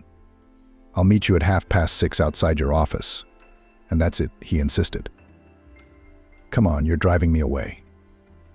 If I wait for you, I'll pass you by, Virginia objected. I'm not kidding, Ajay. I'll walk by like I don't know you. Let's keep it simple. I have to go home after work. Don't forget, besides Daniel, I have a cat named Thomas. And he's waiting for me. I'll take a cab myself. Am I doing your bidding again? Ajay laughed. Well, I guess that's the fate of some men, to wait for their sweethearts. Virginia, life is so short, and we're all waiting for something, he sighed. What are you starting, Ajay? Everything has been said and decided long ago. Everything will be as it is, Virginia said. I love you. I love you. And I'll never stop telling you that, Virginia, he said. Usually men say it before, Virginia joked. You say it after. You're not the right kind of lover. I've always said it, and I'll keep saying it until you get tired of it, Ajay smiled. Don't expect I won't, Virginia smiled back. He saw her smile even in the dark and kissed the corner of her lips. I'm glad I'll wake up with you in the morning. You don't realize how beautiful you are when you sleep. I've been looking at you and looking at you and looking at you. They say when you not only want to fall asleep but also wake up with that person, that's true love. Virginia, you're the one I want to wake up with every morning, Ajay said. You're at it again, Ajay, over and over again. Why doesn't Virginia tell Daniel you're his father? You tell him stories about a father who doesn't exist. And yet you're right there with us, and yet you're far away from us. Who needs that? Virginia, I want to be with you all the time, to take care of you every day. All women dream of that, but you don't. I can see you're worried about a difficult situation, Virginia. And you have serious concerns about how you're going to talk about it and what the repercussions will be for those around you. You know why I can't tell you now. And it's for the best, Virginia said. It's still a deception, no matter how you look at it. You think this deception is your way of keeping my marriage to Olivia alive. It's long gone. You of all people know that. Bridget's an adult with her own life. I don't see how we're going to be able to tell everyone. She asked glumly. Do you have any idea how many people we'd hurt, how many people we'd make unhappy? Olivia, her mother, Bridget, my parents, Daniel. There's no telling who else will be in this line because of the two of us. A lot of people's lives will change. And the fact that I'm sleeping with you, my best friend's husband, and she doesn't know. I'm sure she's complaining to you about how impotent I am, that I have tons of mistresses. Doesn't that change someone's life? Listening to her, you must sympathize. And she doesn't suspect a thing, Virginia continued. I wonder what you told her about Daniel's father? I told her it was a resort affair. And everyone's blind, they can't see that he looks like you. Or they don't want to see. I don't know. They do. They don't, but it's more peaceful. Can you imagine the town turning against my parents when they find out I stole my husband from my best friend who I grew up with since I was a kid? Okay, other people. But Olivia's mother is my parents' neighbor. How are they supposed to live with their houses next to each other? Virginia asked AJ. How, AJ, can you answer all my questions for me? And how do I explain to Daniel that Uncle AJ is not only Bridget's dad, but also his dad? What about us, Virginia? AJ sighed. We don't. Soon you won't need sex, and you'll start to forget about me. What's that got to do with it? Virginia wondered. You see, I'm getting older. I don't want to be with Olivia. I want to be with you. I'm going to be a boring old woman. Virginia tried to turn the conversation into a joke. I'll be nagging you, shuffling my feet. Perhaps I will sing ugly, weak because of my weak voice. Then you'll realize what a mistake you've made, said Virginia. Falling for my charms when you were young. What about Olivia? Does she smoke? Does she drink her coffee? That's the way she's always been. That's the way she'll always be. And if you don't touch her, she won't touch anyone. And I want you to touch me and grumble. And I'd hug you and smile, and you'd stop grumbling, she continued. And tomorrow I'll turn you on your side, and you'd stop singing. And that you'll be ugly, I'll never believe that. You'll always be beautiful to me. All right, AJ, let's make a bet. It's almost morning. Let's do it. I love waking up first and watching you sleep. He kissed her on the temple, and she woke up, reached up and hugged him. Is that what you're doing to me? AJ smiled and hugged Virginia. I gotta go, Virginia said, trying to get out of his embrace. Olivia is on the first bus to arrive. She told me about it. Do you think she guesses and warned me on purpose? I don't know what she knows or doesn't know. We hardly talk to her, AJ replied. We'll get there in time, he said. AJ put his arms around Virginia and drew her to that height, that flight of feeling, where not only their bodies but their souls join. And right then, just in that moment, he felt that he and Virginia were one, inseparable. And now Virginia cried out and gratefully embraced AJ. But the brightness of the orgasm was beginning to fade from the altitude in which they had taken flight. They were returning to everyday life. And now Virginia cried out and her body tensed. But unlike before, her arms didn't wrap around his neck. They slid off his shoulders. Virginia's body shuddered, and her frightened, fixed eyes stared at AJ with a glazed look. And he suddenly realized that she was not breathing. Virginia, Virginia, shouted AJ, and began to shake her, trying to bring her back to life. He started CPR, but nothing worked. EJ called an ambulance and tried to breathe life into Virginia until it arrived. There's an ambulance outside our gate. Do you know who to see? The first thing Olivia asked when she entered the house. EJ stood at the window and, without turning around at his wife's voice, answered. To our place. Who? Us. Olivia wondered. Over there, he nodded toward the bedroom. Virginia's in there. He turned, and Olivia saw that AJ was crying. He wiped the tears from his face with a quick motion and looked at Olivia in silence. She had never seen EJ cry before, and it struck her as much as Virginia and the EMTs in their bedroom. Without a word, Olivia opened the door with a sharp movement and saw her friend's naked body on the floor and the doctors putting some instruments into their cases. "Why is she on the floor?" Olivia asked, shocked. Apparently it was easier for the man to perform CPR that way, the doctor answered and added, "She's dead. The cause of death will be determined by the medical examiner. We've already called there. They'll come for the body soon." "She's dead," Olivia said confusedly as she came out of the bedroom. She slumped into a chair and pulled cigarettes out of her purse with a trembling hand. "I know," AJ answered without turning to look at his wife. There was silence. AJ was grateful that she wasn't interrogating him right now. He heard the coffee machine turn on. Apparently a cigarette without coffee was unusual for Olivia. Olivia noisily sipped her coffee and flapped her nose. "Crying?" AJ wondered.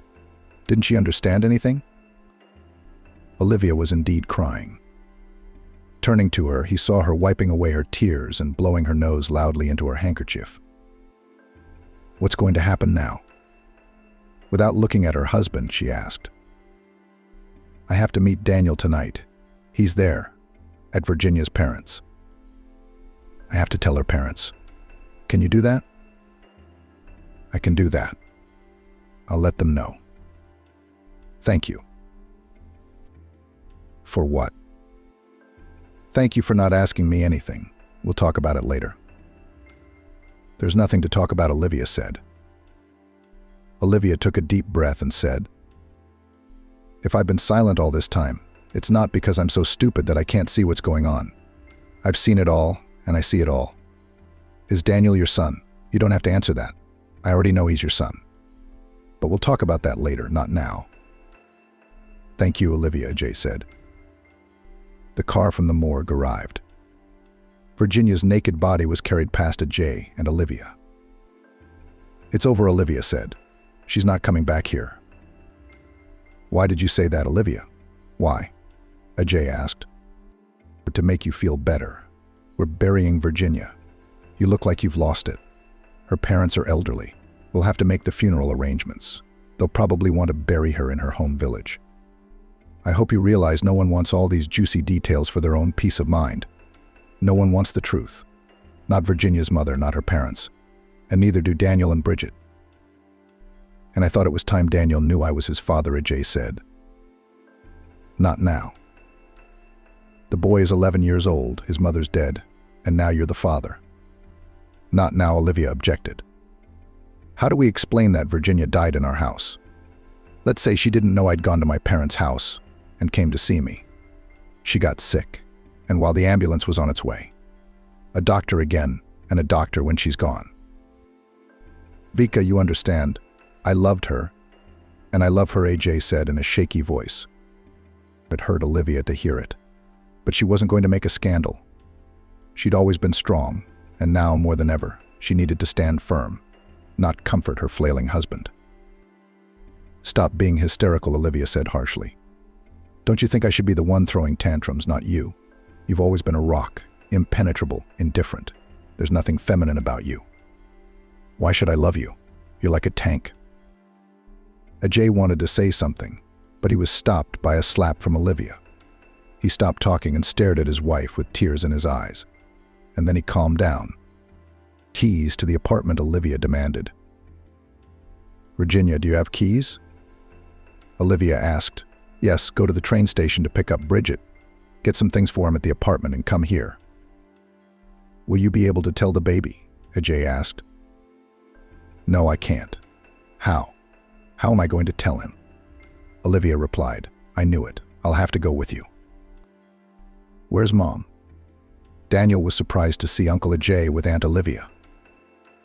"Come on, Daniel, let's go to the car. I'll explain everything to you." Olivia hugged the child.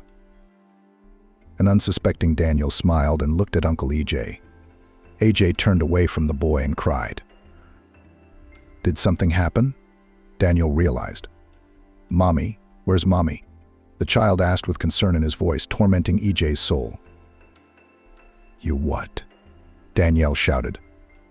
"Are you what? Where's Mommy?" "Mommy's not here anymore," replied Olivia. "What do you mean, gone? You're what?" Daniel shouted. People at the train station began to pay attention to them. "Mom is dead," replied Olivia and hugged Daniel. The boy pushed Olivia away and ran, but she quickly caught up with him and hugged him tightly, not allowing him to break free. She looked at Ajay reproachfully. "Not everyone is as tough as you are," Olivia said to him. "Why are you standing there like that? They're waiting in the car. I hope I don't have to run with you." About 10 minutes later, Ajay and Olivia returned. The boy was crying his eyes out. Olivia hugged him, pulled him close and stroked his head the whole way. Pulmonary embolism. Cardiac arrest, instant death. That was the cause of Virginia's death. She was buried, as Olivia had expected, in her home village, where she had been born and where her parents had lived. Daniel stayed with his grandparents for the rest of the summer vacation. They had taken custody of him, and from the end of August, at Olivia's insistence, Daniel would have to live in her and Ajay's house. Why would he want to change from a city school to a country school? There are teachers and kids there that Daniel is used to. As a teenager, it's stressful for a child. Olivia argued. It wasn't enough for him to be stressed by his mother's death. Aunt Mary, Uncle Bill. Well, it's not like he's going to live from strangers. Then again, you're elderly people. Can you handle it? Olivia objected. Why, Olivia, why would you need such a burden? We're his relatives, we're his guardians, said Virginia's father. It is impossible for us to move to a one-room apartment in the city in our old age. Here on Earth we have lived all our lives, and here we will die. We need to think about Daniel now, not about whose blood related to whom, Olivia said. He's not a little boy anymore.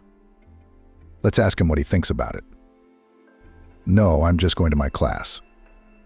What about it? Daniel replied, confused, realizing that was impossible. Uncle AJ and I want you to live with us, Daniel. Then you can go to your own school and be in your own class. Can we do that? Daniel hesitated. You can and you should. But are we strangers to you? Thank you, Aunt Olivia. Daniel smiled and hugged Olivia. Ajay, what do you say? You're all quiet. Would Daniel be a burden to you? Virginia's mom asked. No, we're great friends of Daniel's, Ajay said. I think Olivia's right. He wanted to announce to everyone that Daniel was his son. How could he be against his son? But he realized Olivia was right. Right now, we have to get past Virginia's death. The news of his paternity would be too hard on everyone. After Virginia's funeral, Ajay took a vacation and drank. He hadn't been addicted to alcohol before, but now it had become his cure for losing his beloved.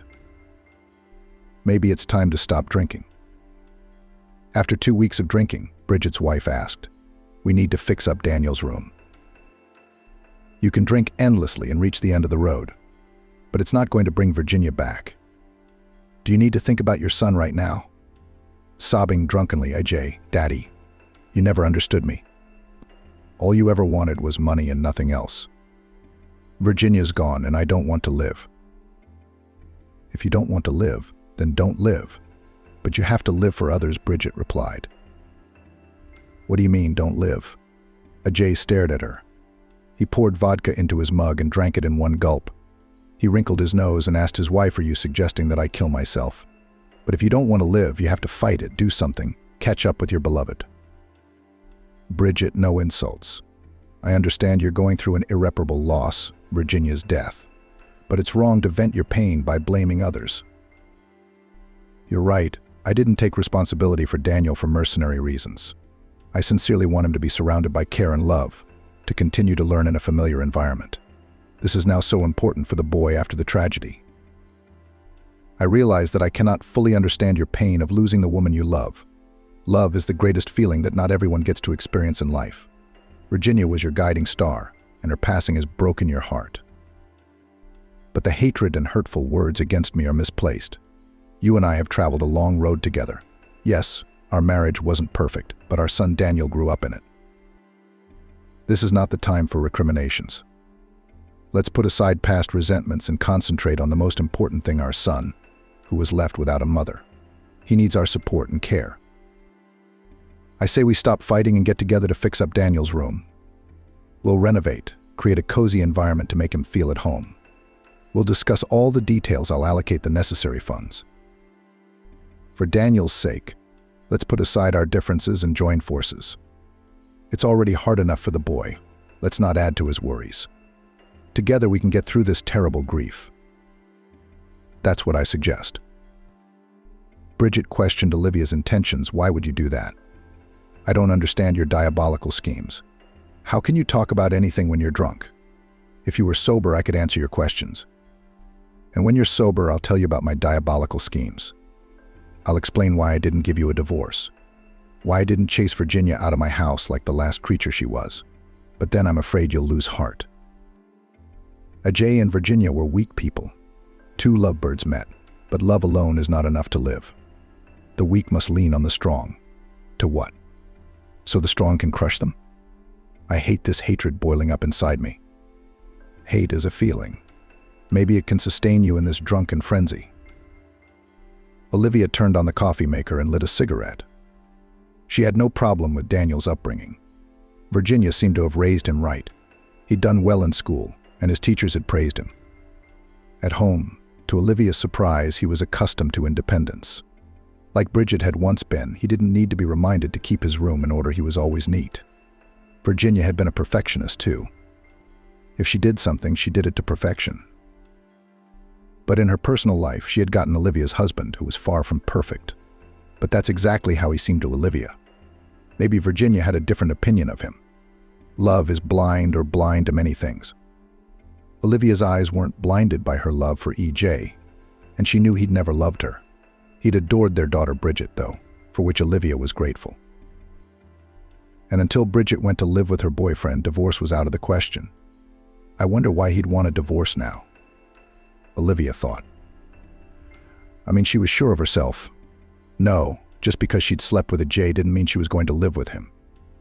She loved her parents very much, and as long as they were alive, she wouldn't disturb their peace with a change in her personal life.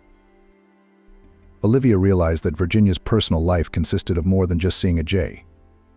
She was aware of that, so she was outwardly calm. She wasn't throwing tantrums or jealousy scenes. She was just keeping the situation under control. Otherwise, if Olivia made her knowledge of their connection public, it would only bring her friend closer to her husband. So she played dumb and kept her balance.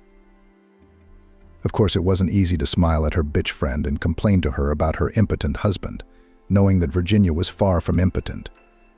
Virginia didn't seem to realize that Olivia knew about her affair with EJ. So she excitedly told her friend about her love affair with Max. Olivia, you have no idea what he's like. He loves me so much.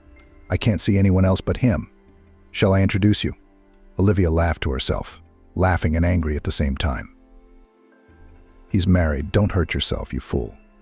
But no, he won't. Can you believe his name is Ajay too? I can't imagine, Olivia replied as she continued to play her part. Your husband? Yeah, but my AJ isn't as good as yours. What's wrong with your AJ?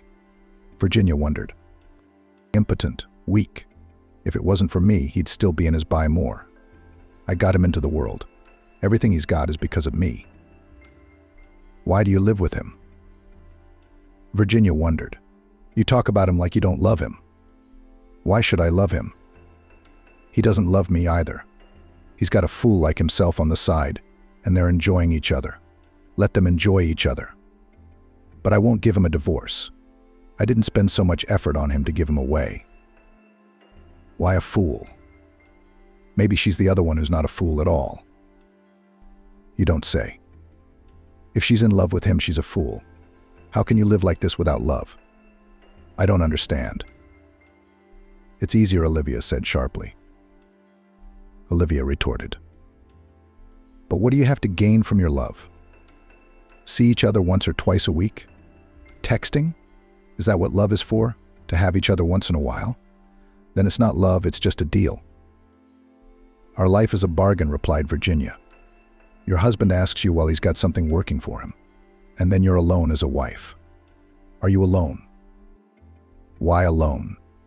I have a son, Daniel. I have a daughter too, but she has her own adult life. And your Daniel won't be a child forever. There will be grandchildren, Virginia smiled dreamily. And what will you give your grandchildren? One room. I'm not divorcing my asshole so I don't have to share with him. I want to keep everything for Bridget. But you know, if you live by that standard, what kind of life is that? It's just an ordinary life, no worse than anyone else's. How do you think other people live? Floating in the clouds. Clouds are the element of birds. We humans are earthbound, materialistic creatures. You, Virginia, think about what you're saying and leave your man. Quietly find a normal man who doesn't sing your bedtime dithyrambs but earns money. I can't do that. I need love. That was the last conversation I had with Virginia. Where did she push her? To an ignominious death in someone else's bed. Once again, Olivia has to cover up her lowlife. All because she's strong, not a sissy. But Ajay, on the other hand, is distraught over the death of his beloved. And Olivia can't help him pull himself together, be strong. She's strong, and here she is, powerless after work. To sleep. As EJ said himself, he takes 2 or 3 shots of vodka, and on weekends he gets drunk to a semi-conscious state. Stop drinking. Olivia urged her husband. Daniel sees you in a bad way. Let him see what you've done to his father. You brought this on yourself, and don't open your filthy mouth about being a father. Nobody wants that, especially you. I'm lost, Olivia, drunken AJ sobbed. My Virginia's gone, and I'm gone with her. You're going to wait for me to ask the tenants out of the apartment, and I'm going to send you there too. I'm sick of looking at your drunken face and cleaning up after your drinking. Don't clean up. I'll clean up, Olivia. Just don't move me into Virginia's apartment. I'll go crazy in there. You will. You'll end up in a mental institution. Although you'll probably stop drinking there. I'm done. Olivia promised a drunken Ajay. I'm done drinking. You'll see. Promises remain promises, and Olivia continued to watch EJ drink. Bridget's entreaties didn't work on him either. Dad, maybe it's time to get treatment for alcoholism. Bridget asked. Treatment for what? What are you, daughter and mother, together? What am I, a drunk, to get treatment?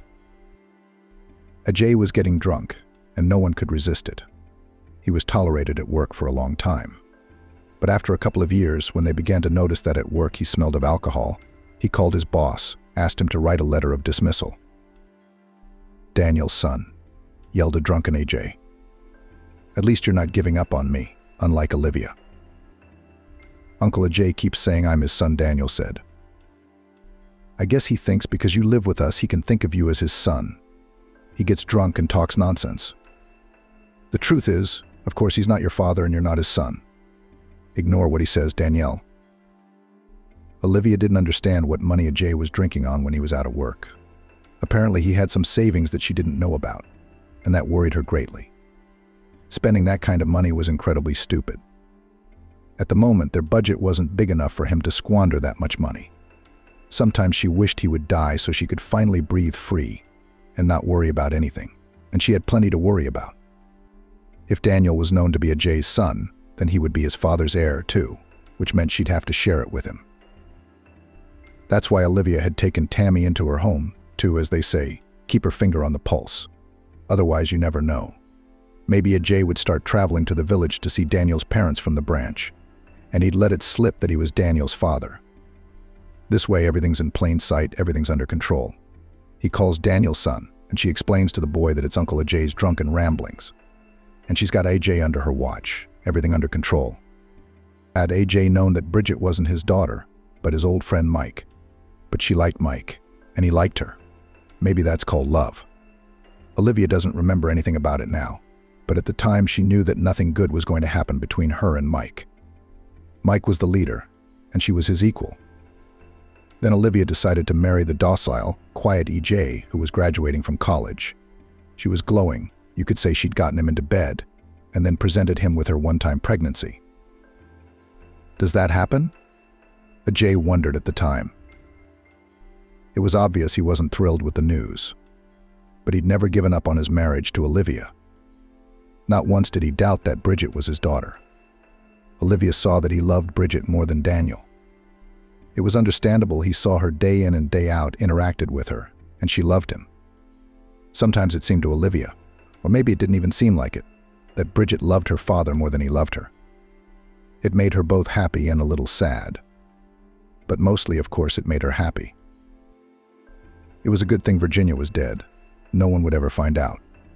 AJ's getting drunker by the day, and no one listens to his drunken ramblings anymore. Well, Virginia's gone, so the secrets will remain secrets. When were Olivia and Virginia real? And there was no AJ standing between them. Olivia stupidly told her that Bridget wasn't AJ's daughter, which she regretted. And when she found out about her husband's affair with her friend, she feared exposure. But Virginia kept quiet. Strangely enough, she didn't. Or maybe she'd just forgotten. Though it's hardly the sort of thing one forgets. But Olivia's secret was gone with her friend. And that was good for her. No, Daniel's presence was a little inconvenient. But it was such a small thing compared to what she would keep. Besides, Daniel provided for her financially the pension, the income from her mother's apartment. Her parents from the village tried to give her some money. And then, when Daniel turns 18, then let him move into his mother's apartment and live independently. By that time, Olivia hoped EJ would have already gone to heaven to his beloved. Especially since he was so eager to go to her, so drunk. It's just impossible. That's all. No one to share it with. Everything will be left to her and Bridget. Aunt Olivia, I need to brush up on my English, get a tutor. Is that possible? Or I'm going to get in. A B's ruining the whole picture. I can't do it on my own. I need extra credit. As far as I know, chemistry and biology are important for college, not foreign language. How high do you think they're going? That's where they get in. Do you need the money? I don't think I'm aiming too high. Medicine is my thing. I'll do it on my own, Aunt Olivia, without the money. So you're turning me down? I don't know, of course. Maybe all the money goes to support me. Olivia was silent, wondering how she could refuse Daniel. Excuse me, I'll ask my grandparents, Daniel said, feeling awkward. Is it that there is no money for my son? Ajay intervened in the conversation. He seemed to be sleeping on the couch in the living room, where Olivia was watching TV, and under the influence of the green snake, he seemed to be sound asleep. Turns out he could hear everything. Good for you, son, for striving. You're good. There'll be money. I said it'll come. Ajay gave Olivia an angry look. Lately, Ajay had become aggressive. I guess it was the alcohol, and arguing with a tipsy Ajay was useless. What are you looking at me for? Said AJ. Dad, don't. I'll ask my grandparents, Daniel said, realizing that he was the cause of an emerging scandal. What grandparents with a living father? And call me father, not dad. Father, that's all you are. Understand, Daniel? Father, Daniel answered, confused. Calm down. We were just talking to Dania, discussing the matter. Didn't you hear me say no? Olivia said. Of course, if you have to, Dania. How many classes a week? I think 2 classes of an hour and a half. All right, go on, Danielle, we need to talk to Daddy. Thank you, Olivia. I really need this class. I told you, Ajay said to Olivia. I'm not a dad. I'm Donnie's dad. Okay, fine. Okay, Dad, Olivia winked at Daniel. As Daniel left to go to his room, EJ continued. Maxime, you demand money for Donnie's classes and you don't work for the man himself. What am I, a printing press? Have you been playing dumb? The money you get for Donnie, you don't spend it all on him. So in the time he's been living with us, I think a decent amount of my money has accumulated. And my labor doesn't count. Did you ask for it? I just don't know why. Maybe you thought you could make a profit off an orphan who was just yelling that he was the father. Olivia whispered. So, Daddy, get your ass up and get to work. Teach your son by example. I'll go and work. Oh, it's fresh in my mind, but I find that hard to believe. How long have you been doing nothing? On indefinite leave. You haven't counted. You're sitting on my neck and opening your mouth. You've got some nerve. I'm not sitting on your neck either. What are you drinking to? You don't know I don't take money from you. And your relatives give you money. It's a one-time job. It's time you got a regular job, Olivia said. When I have to, I will, AJ replied. Olivia realized that the conversation wasn't going well, but it was a good thing that AJ hadn't completely drank his brains away and was still working. He drank on sprees, and between sprees he made money. He realized that his love of alcohol would not be tolerated at a regular job, so he worked at home doing term papers for students. And when there were no term papers, he earned money by technical translations. If it weren't for his nerves and alcohol, he could have tutored Daniel in English himself. But no, he couldn't. You have to be able to convey all the linguistic nuances, and that's the prerogative of a teacher, not a technical specialist. When AJ wasn't drinking, he was unbearable. His sullen look, his nagging, especially when Olivia smoked and drank coffee. Whenever he saw Olivia smoking and drinking coffee, he'd start yelling. Sometimes it got to the point where it looked like he was going to hit her. At those moments, Olivia wanted to strangle him, and she probably would have if she'd known she'd get away with it. Aunt Olivia, I'm sorry about the other day. I didn't think Daddy would react so violently. I thought he was asleep and couldn't hear. I wish I'd known. It's okay, I'm used to it, Olivia said lightly so Daniel wouldn't feel guilty. Daddy insists that you call him Daddy. It's the right thing to do. I don't know whether to argue with him or not. Danielle, you know how it ends. Well, if he wants to call me Dad, then call him Dad. What can I do about his drunken ramblings? Maybe you just don't like calling him that. That's a different matter. Then again, he's not going to let you off the hook with his obsession. On the contrary. You know I didn't know my father, and I'm glad my dad wants me to call him Dad. So I'll call him Dad. That made things easier for everyone. From then on, Daniel called AJ Dad, and oddly enough to Olivia too, but AJ tried to live up to that title. He even drank less, and when he didn't drink, he made breakfast for Daniel, as he had for Bridget, and they ate breakfast together. AJ seemed motivated to live. And the whole picture was not to Olivia's liking. She was looking forward to the end. And it turned out to be back to the beginning, and maybe soon, very soon, Daniel would find out that he was really E.J.'s son. For now, you can write it off to EJ's drunken ramblings, but how it will turn out from here on out is unknown. But apparently it was enough for AJ that Daniel called him father. For now. And then Daniel went to the academy, which didn't make Olivia very happy. She wished he'd just go back to his apartment. For so many years she'd had to endure the presence of a child, a mistress, a husband. Not everyone would agree to that. She agreed and even called herself auntie, which she regretted more than once. If Daniel hadn't been in their house, maybe by now EJ would have died of drunkenness. But on the contrary, it was as if EJ was rising from the ashes.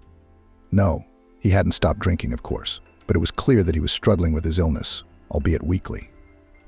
Unwilling, weak-willed AJ fought incredibly. And his binges became less frequent and shorter in duration. He even got better and fresher. He was far from dead, Olivia thought, but there was nothing she could do about it. She couldn't poison him like she'd poisoned her husband. Danny, happy birthday, son. You're an adult now, and you're entering adulthood. AJ wept. Don't forget, no matter what happens, we are always with you and will always help you. At the festive table gathered the closest people, Virginia's mother and father, Olivia's mother Bridget, and her husband. For so many years, everyone had gotten used to AJ calling Daniel his son and Daniel AJ his father. Only Olivia won't get used to it. And it's a good thing AJ hasn't completely brain drunk and claimed his true paternity. After all, he does consider the fact that Virginia's parents are still alive and understands that Virginia wouldn't want everyone to know the truth. Honors her memory, Olivia thought. I don't know what I would do without you, Aunt Olivia, without you, Father, without all of you. Thank you for everything. But I can live on my own now. I've made up my mind. I can, Daniel said, seeing his grandmother's frightened look. I can do it. Don't worry about me so much, he smiled at his grandparents. Daniel's right, Olivia said. He's such a self-reliant young man. He came to us, and he knew how to do everything. Thanks to my mom. She taught me everything. Let's drink to Mom, in her memory. Daniel suggested it. She would be happy for me right now and proud of me. A happy memory to Virginia, everyone whispered, except Olivia. They sipped from their glasses and blotted their tears. And I, Danielle, don't agree with you moving. A Jay interrupted the silence. What's stopping you from staying here? Have you been unhappy all these years? I'm fine, everyone, thank you. But as they say, it's time to get used to being on your own. You'll forget us in no time. Saddened and tipsy, Ajay. Who am I supposed to make breakfast for? Who am I going to have breakfast with? Olivia, Daniel answered. Ajay looked at Olivia and sighed. Danielle, let me stay with you for a week, clean up, and then I'll take in the tenants, Grandma suggested. I'm going to make repairs in the summer, on vacation, and now just to clean up. Stay, Grandma. Under your careful guidance, I'll put things in order. Are you okay, Grandpa? Permission? Grandma asked. I'll allow it. But only for a week. I need it myself. Grandma smiled, Virginia's father, and everyone laughed. When Daniel came home from class, he found his grandmother with the secretary open and a pile of papers and receipts taken out of it. What's this? Daniel asked. What is it, Daniel? Cried Grandma, raising her eyes to her grandson. Yes, Anushka, these are your old letters. Grandma. So it turns out that AJ is your real father? Daniel asked in a trembling voice. Grandma held out a thick notebook to him with a trembling hand. On the pages were entries made by his mother's hand. This is Mom's diary, Grandma said. Flip through the pages, just as it was written. It appears so, Grandma replied. It's so personal, but you have a right to know the truth, Danielle. You're a big boy. Maybe it's time for everyone to know the truth. Maybe it's not, Grandma said with doubt in her voice. What will happen to everyone when they find out? I can't imagine what will happen to Grandpa. I'm scared. What about Olivia? She raised you for so many years without knowing the truth. What do you think, Danielle? What do we do? I don't know, Grandma. I have no idea, Daniel answered. I'll read the whole diary, and then you and I will decide what to do. You look so pale. How sick are you? Do you need any medicine? I'll take a drink and calm down, and I'll call my grandfather. How he is there, I'll find out, said the grandmother, confused. So it turns out how it was. After reading his mother's diary, Daniel thought, it's not that simple. For obvious reasons, Mom didn't want this to be known. So now what? Should this secret be kept further from my grandmother and me or not? I wonder if my dad knows that my sister didn't know about it before either, judging from my mom's notes. But it's not my secret, and I don't think I should make it public. Who's going to feel better about it? Bridget, Dad, Aunt Olivia, Grandpa. After Mom died, Aunt Olivia became his second mother. It was her choice. So she didn't know that Dad and Mom loved each other and that I was really her husband's son. Because what normal woman would take in the son of her husband's mistress? So if she and Grandma reveal this truth, a lot of good people will suffer. No, we shouldn't do that. Let it go as it is. Life will sort things out. But how he wanted to tell his father the truth, that he knew about their love with his mother, how he wanted his father to know that he, Daniel, knew the truth. Couldn't it be okay to tell his father? Daniel thought. From the lines of the diary, it is clear that my father recognized me as his son. Many questions did not find an answer in Daniel's mind, and he didn't know what the right thing to do was. Between the pages of the diary, he found a photo of his mother and father together. So young and happy they were in the picture. Dad, how much I look like him. I'm just now seeing it, Daniel thought. At first glance, you'd think it was me hugging my mom. Daniel found a suitable photo frame, inserted the picture into it, and set it on his desk. He smiled at the picture of his parents and his thoughts.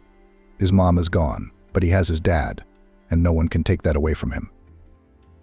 Grandma, how is Grandpa without you? Didn't you tell him anything? Daniel asked. He only misses me. We were never apart. And now, no, I didn't. What if I had a heart attack, and he's alone there?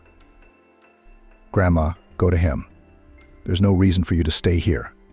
You looked at me and realized that I'm quite independent. I'll manage. I understand. But my soul still hurts, sighed Grandma. Grandma, stop it. Here, sit here. Daniel sat his grandmother down at the dining table, made tea, poured it into cups, cut a loaf, took out butter, cheese and sausage from the refrigerator. How am I doing? Smiling, he asked his grandmother.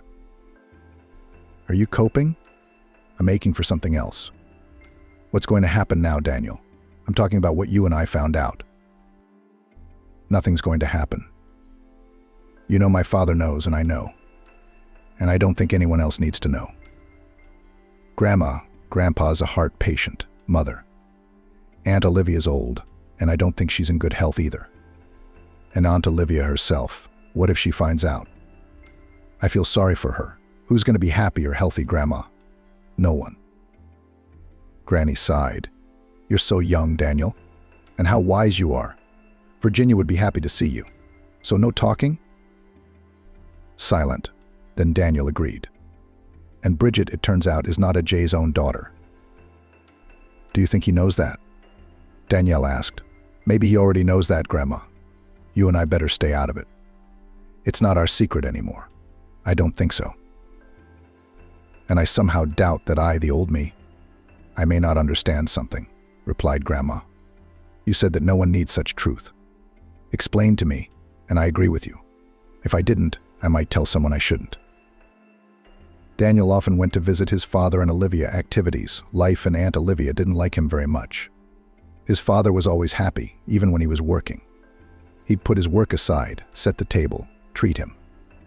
But Aunt Olivia smoked cigarettes and drank coffee, never sat down at the table with them, and never really kept up a conversation. She'd ask, "How are you?" and that was it. Daniel even felt uncomfortable. He'd lived in their house for so many years, everything was fine. Suddenly it's uncomfortable. Why are you so glum, Daniel? His father asked him once as he walked him out the gate of his house. Are your studies not going well? School's fine. You know, Father, when I come to see you in general, I don't feel like Aunt Olivia's happy to see me. It's as if she wants to, but she can't tell me not to come to you. I don't understand. I've lived with you for so many years, and suddenly there's such a change in her attitude toward me. It's not right for me to discuss my wife with you, son, he said. But Olivia is a moody person, and if she's in a bad mood, she's not going to hide it. And to be honest, this woman remains a mystery to me. In all the years we've been together, I've never really understood her. In short, Dad, you come to my place, Daniel suggested. I just moved into Mom's apartment. You've never been to my place. Come on over, because I don't really feel like I'm at your place. I don't really feel, Dad, I feel a little overweight. What do you think? Call me, or I might not be home without a call, Daniel said to his father. You really haven't been to my place. I'll come and see you. Nothing's changed since Virginia's gone. EJ walked around the apartment as if she'd gone out for a minute and was coming back from her memories. Tears came to Ajay's eyes. To keep Daniel from seeing them, he turned to the table and pretended to look at something there. Is this the table where you study? He wasn't exactly here, Ajay said. His heart jumped and froze. Then it pounded so loudly that even Daniel seemed to hear it. Ajay gently took the photo from the table, brought it almost close to his face, shielding the tears from his son with it, and swallowing the lump in his throat, asked, Did you know, Daniel? And how did you forget to hide the photo? Daniel was confused at first, but then thought, that's even better. At least he and his father won't have any misunderstandings. I found out when I moved here. My grandmother was cleaning and found my mom's diary. I got it from the diary. And I didn't tell you. I didn't know whether to speak or not. I mean, the truth could hurt a lot of people. You're right, son. The truth hurts a lot of people, but lies hurt even more, Ajay replied. I'm glad you know. Virginia wanted to keep it a secret for the sake of everyone's peace of mind, but as it turns out, Dad, let's go to the kitchen. I bought a cake. Would you like some tea? I have a terrible sweet tooth like Virginia. She had a sweet tooth too. Come on, we'll have tea. But there's a lot of things we need to talk about. You're an adult. You should know everything. Isn't there anything stronger than tea? Ajay asked. No, Dad, I don't drink. Please don't drink it either, Daniel asked. Ajay suddenly jumped up from his chair and hugged his son tightly. My son, he whispered. I'm sorry for everything. Dad, come on, Dad. Forgive me for what? I have nothing to forgive you for, Daniel answered, hugging his father. Yes, there is, said Ajay. Well, let's go and drink tea. You're kind like your mother. And I was not known for anger. How do you like it, son? Stronger? You know I like it strong. I'm sorry I asked for alcohol, Daniel apologized. Sometimes I want to get drunk, go to sleep, and never wake up in pain again. I'm hot tea, Ajay replied. I can't live without your mom. You're the only thing keeping me afloat. But if you loved each other so much, why didn't you live together? I would have left Olivia. I never loved her. Yeah, your mom didn't want that, Ajay sighed. She thought it would hurt a lot of people. She was worried about her parents. How would they take it? Especially since they're neighbors with Olivia's mother. And you realize that now. But Grandma knows now. She found the diary and read it. But we agreed not to tell anyone. We thought the truth would make a lot of people unhappy. Especially Aunt Olivia. That's what Virginia thought, too. Ajay grinned. Olivia? Yeah, she knew all about us, knew and kept quiet. It was to her advantage, he said bitterly. Why? Daniel wondered. How can you stand it? You can't. What about me? How did she put up with me around her for so many years? I have some ideas about that. Olivia's used to being in control, which is why I think you're here. And then she realized that she could hold me back with you. She knew I wouldn't blab to Virginia's memory. You think I don't know that when I asked you to call me father, she chalked it up to my battered brain. In short, Olivia is unpredictable.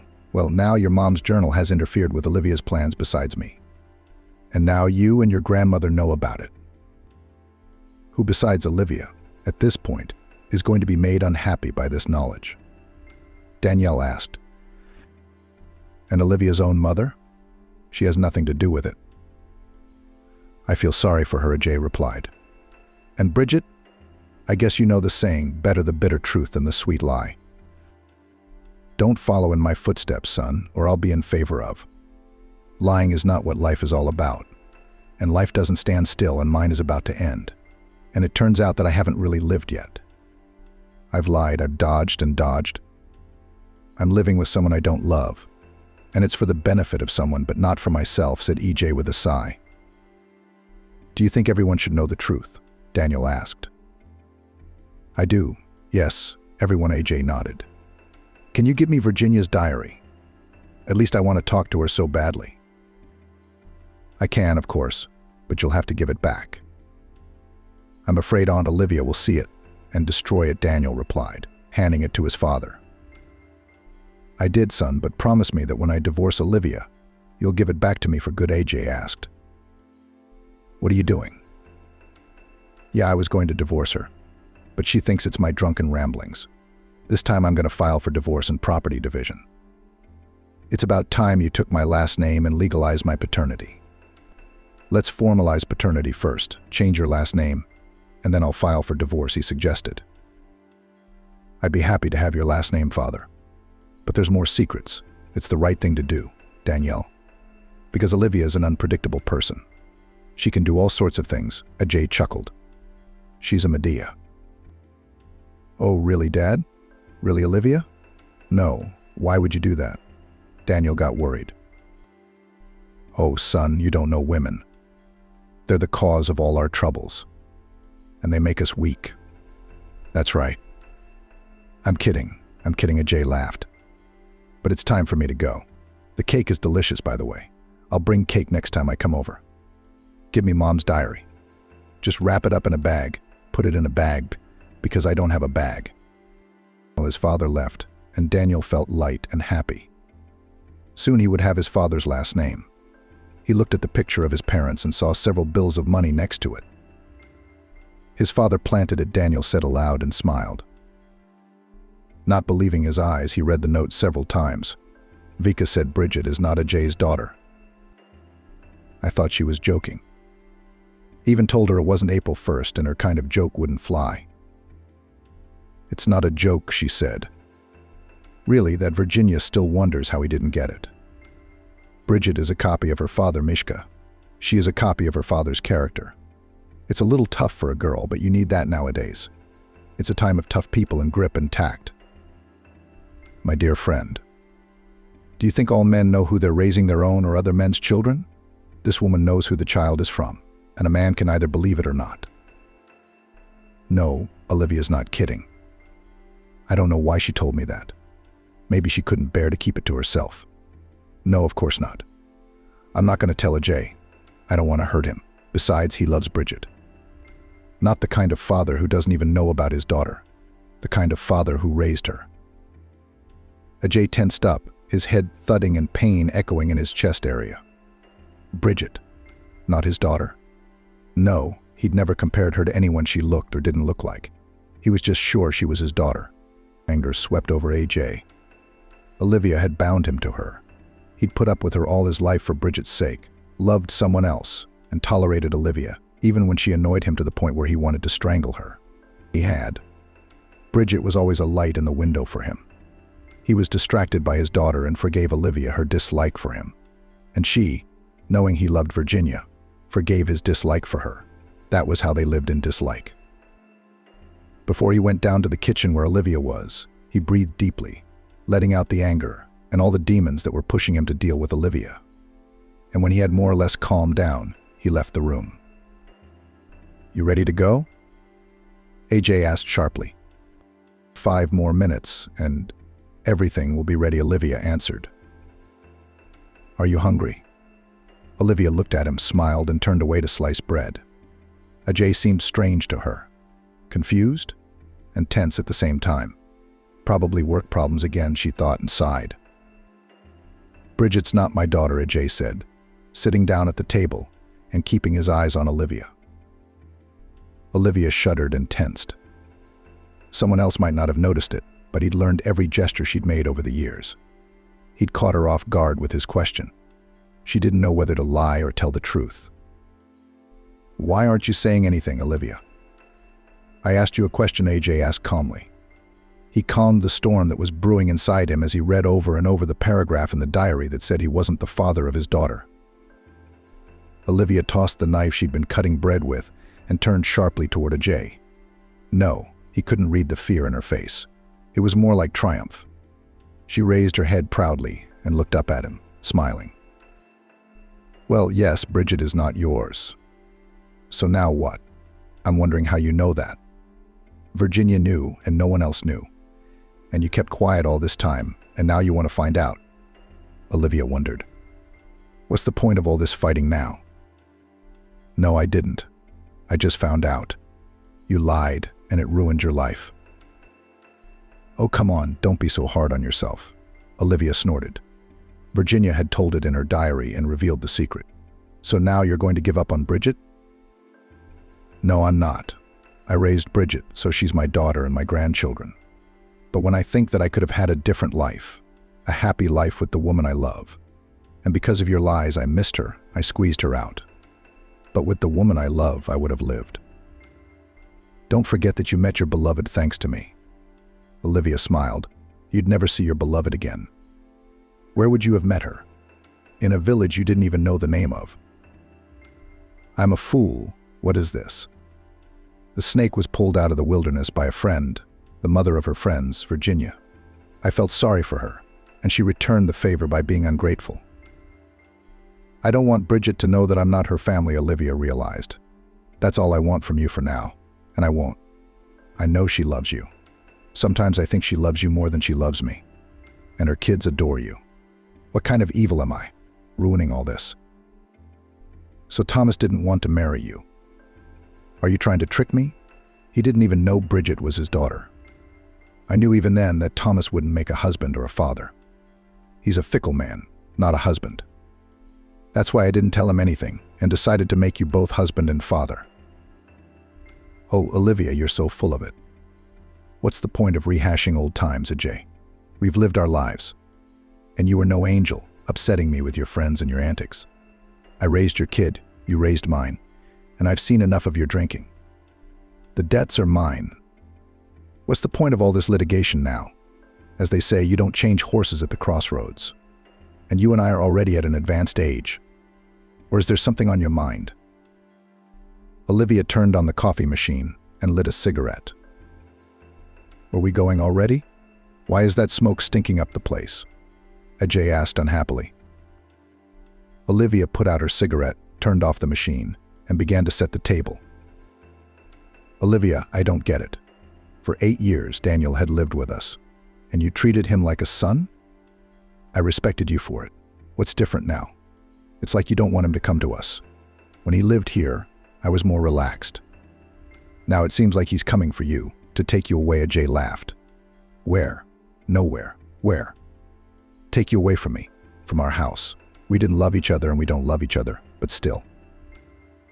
And tell me, do you believe that those who loved in their youth, after living such a long life as you and me, continue to love each other? I don't know. I haven't lived with my beloved, answered Ajay. And I know a few who have kept love, and the rest are like us, living out of habit.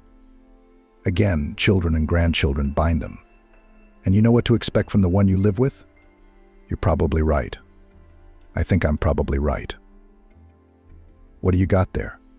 Can't get enough of the good stuff? Lamb stew? Olivia replied. You're a good cook, that's for sure. Ajay moved his plate over to her.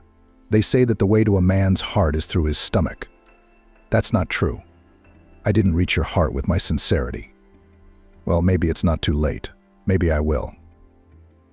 Flirtatiously looked at her husband, Olivia. I took the joke, smiled Ajay. And I'm not joking.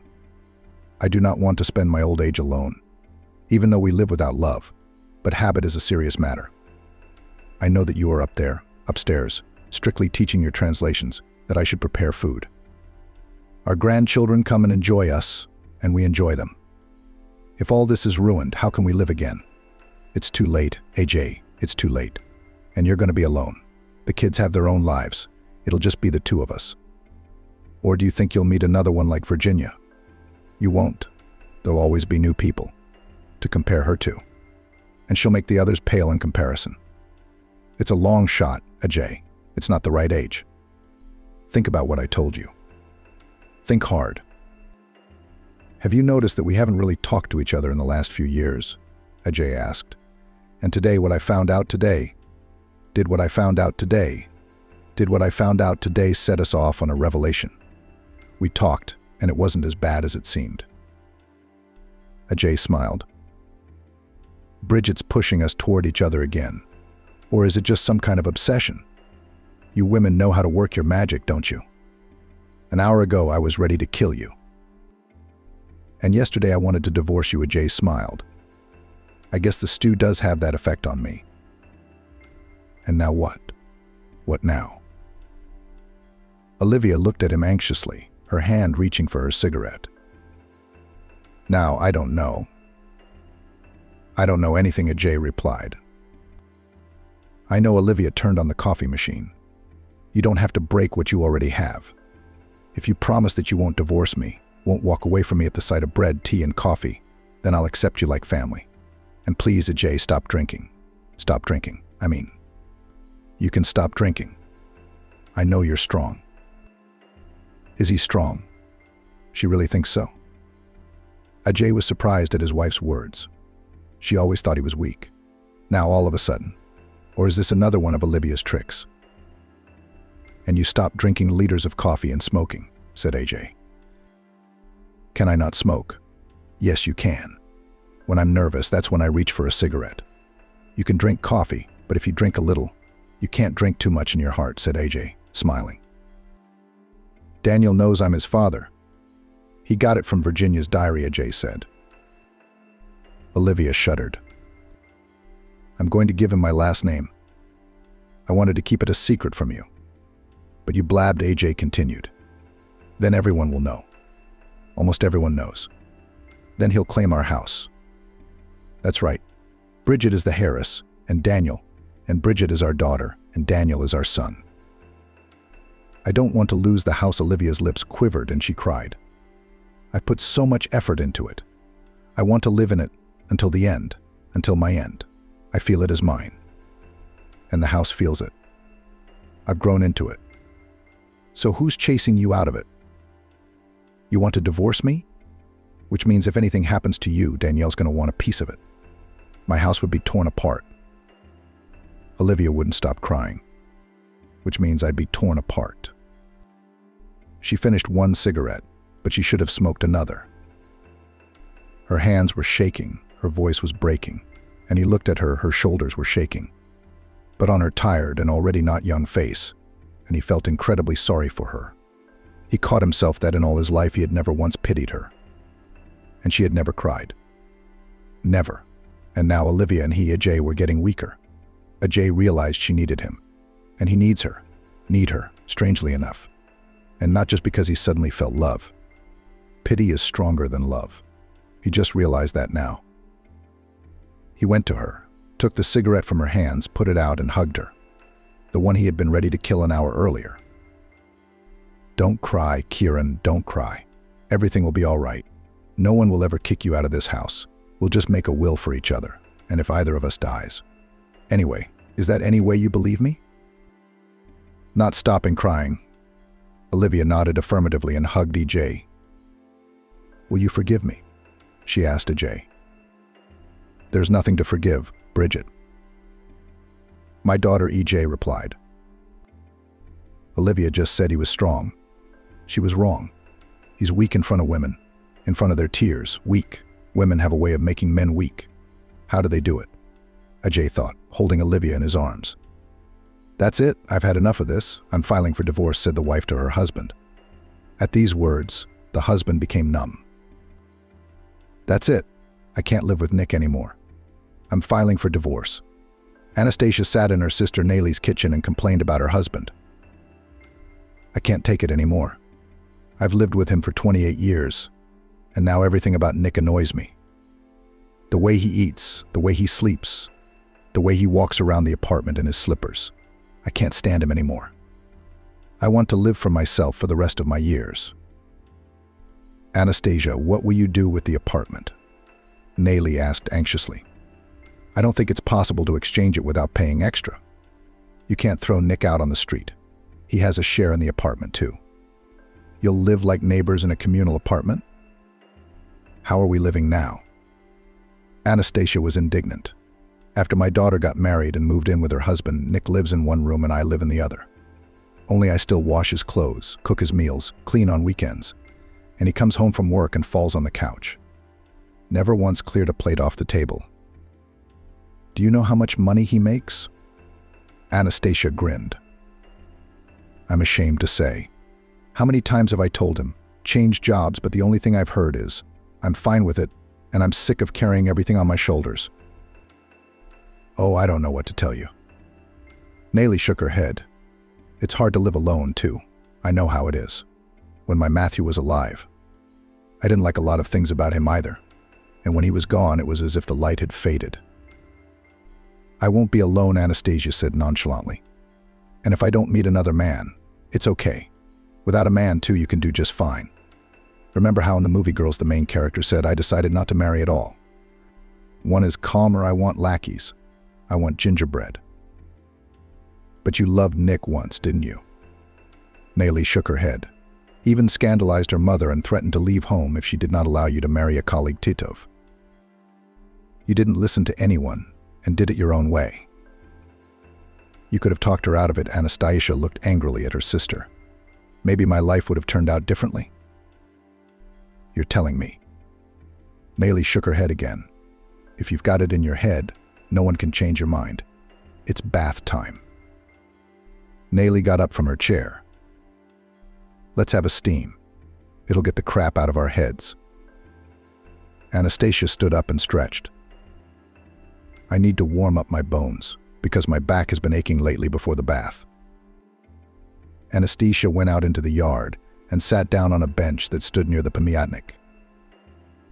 It's a pity they sold her parents' house, she thought, looking across the street. It would be a good place to come back to. She grinned. I can't live in the country again. I was used to city life. And I needed the money.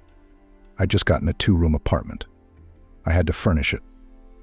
The money from the sale of my parents' house came in handy, and we spent it on a car. I wanted to please the man I loved, Anastasia grumbled, deciding to get some fresh air. Nayli came out of the anteroom. Breathe, breathe. You don't have this in the city. It's all chemistry. When I come to the city, I get a headache. How do you live there? I've lived in the country all my life and I'm not going anywhere. Call me a hillbilly. I was born here, I'll die here. Yeah, life has flown by and I haven't even lived it yet, Anastasia sighed, squinting against the bright sun. I just got married and had a daughter, and I might be a grandmother soon. Anastasia had known Nick since she was a little girl. He was best friends with her older brother Andrew. They went to school together, went swimming at the river, and raced bicycles. Benjamin always tried to follow Andrew, but he always chased him home and even swore at him. But Anastasia didn't care. She was secretly in love with Dan Titov, who seemed much older than her brother and did not even hide from anyone that he was already smoking cigarettes, although he was barely 14 years old. The sun's rays penetrated through the curtains, waking Nick from a deep sleep. He took after his father. He grumbled to his mother, Rosalie. I suppose he's going to end up with an alcoholic and a companion like Dan. Good thing Carla got rid of her husband. He'd frozen to death outside his house drunk in the winter. They found him in the morning. Anastasia paid no attention to her mother's nagging, continuing to stare at Nick with loving eyes. Except that to him she was still little, as he called her, even though she was only 2 years younger. When Andrew left for the army, Nick was taken too. Anastasia wrote letters to her brother, saying hello to Nick, and was very happy when in a return letter her brother wrote back to her saying that Nick sends his warm army greetings to you too. After graduating from the 8th grade, Anastasia decided to enter the culinary school, although her mother suggested that she go to the city and apply to the trade school. But she did not want to go far from home, because in a year were to return from the army Andrew and Nick Thompson. Nayli had married by then, moved into her husband's house, and was expecting her second child. She rarely visited her mother and sister, because she had no time to be with her own family. In the evenings, Anastasia and her mother dreamed that when Andrew returned from service he would marry Vivian. Although Vivian, who faithfully waited for him from the army all 2 years, she sometimes ran to Anastasia, bragged that she had thought up the style of the wedding dress, and white shoes, which she and her mother bought in the city department store, were already lying in the closet in a cardboard box, waiting for the celebration. When Andrew and I have a baby, Vivian said cheerfully, "You'll be his godmother. I want a son to be the firstborn." She rolled her eyes dreamily. "And then we can have a couple of girls. But the main thing is that the first must be a son." "Oh, you're dreaming." Rosalie looked affectionately at the future daughter-in-law. "It's hard to manage with 3 children." "I know myself nothing. I am strong," laughed Vivian. "And with a husband like Andrew, I can do everything." Vivian continued to dream. "He grew up caring, hardworking, and handsome. Other girls envy me that a guy like him could love me. You'd think I was ugly." "Oh, no, Rosalie shook her head. "You and my Andrew are a very good couple, and I'm very glad you're getting married. We just have to wait a few months until he comes back, and then we'll want a wedding like this. 3 days of celebration. If only my Anastasia could find a good groom.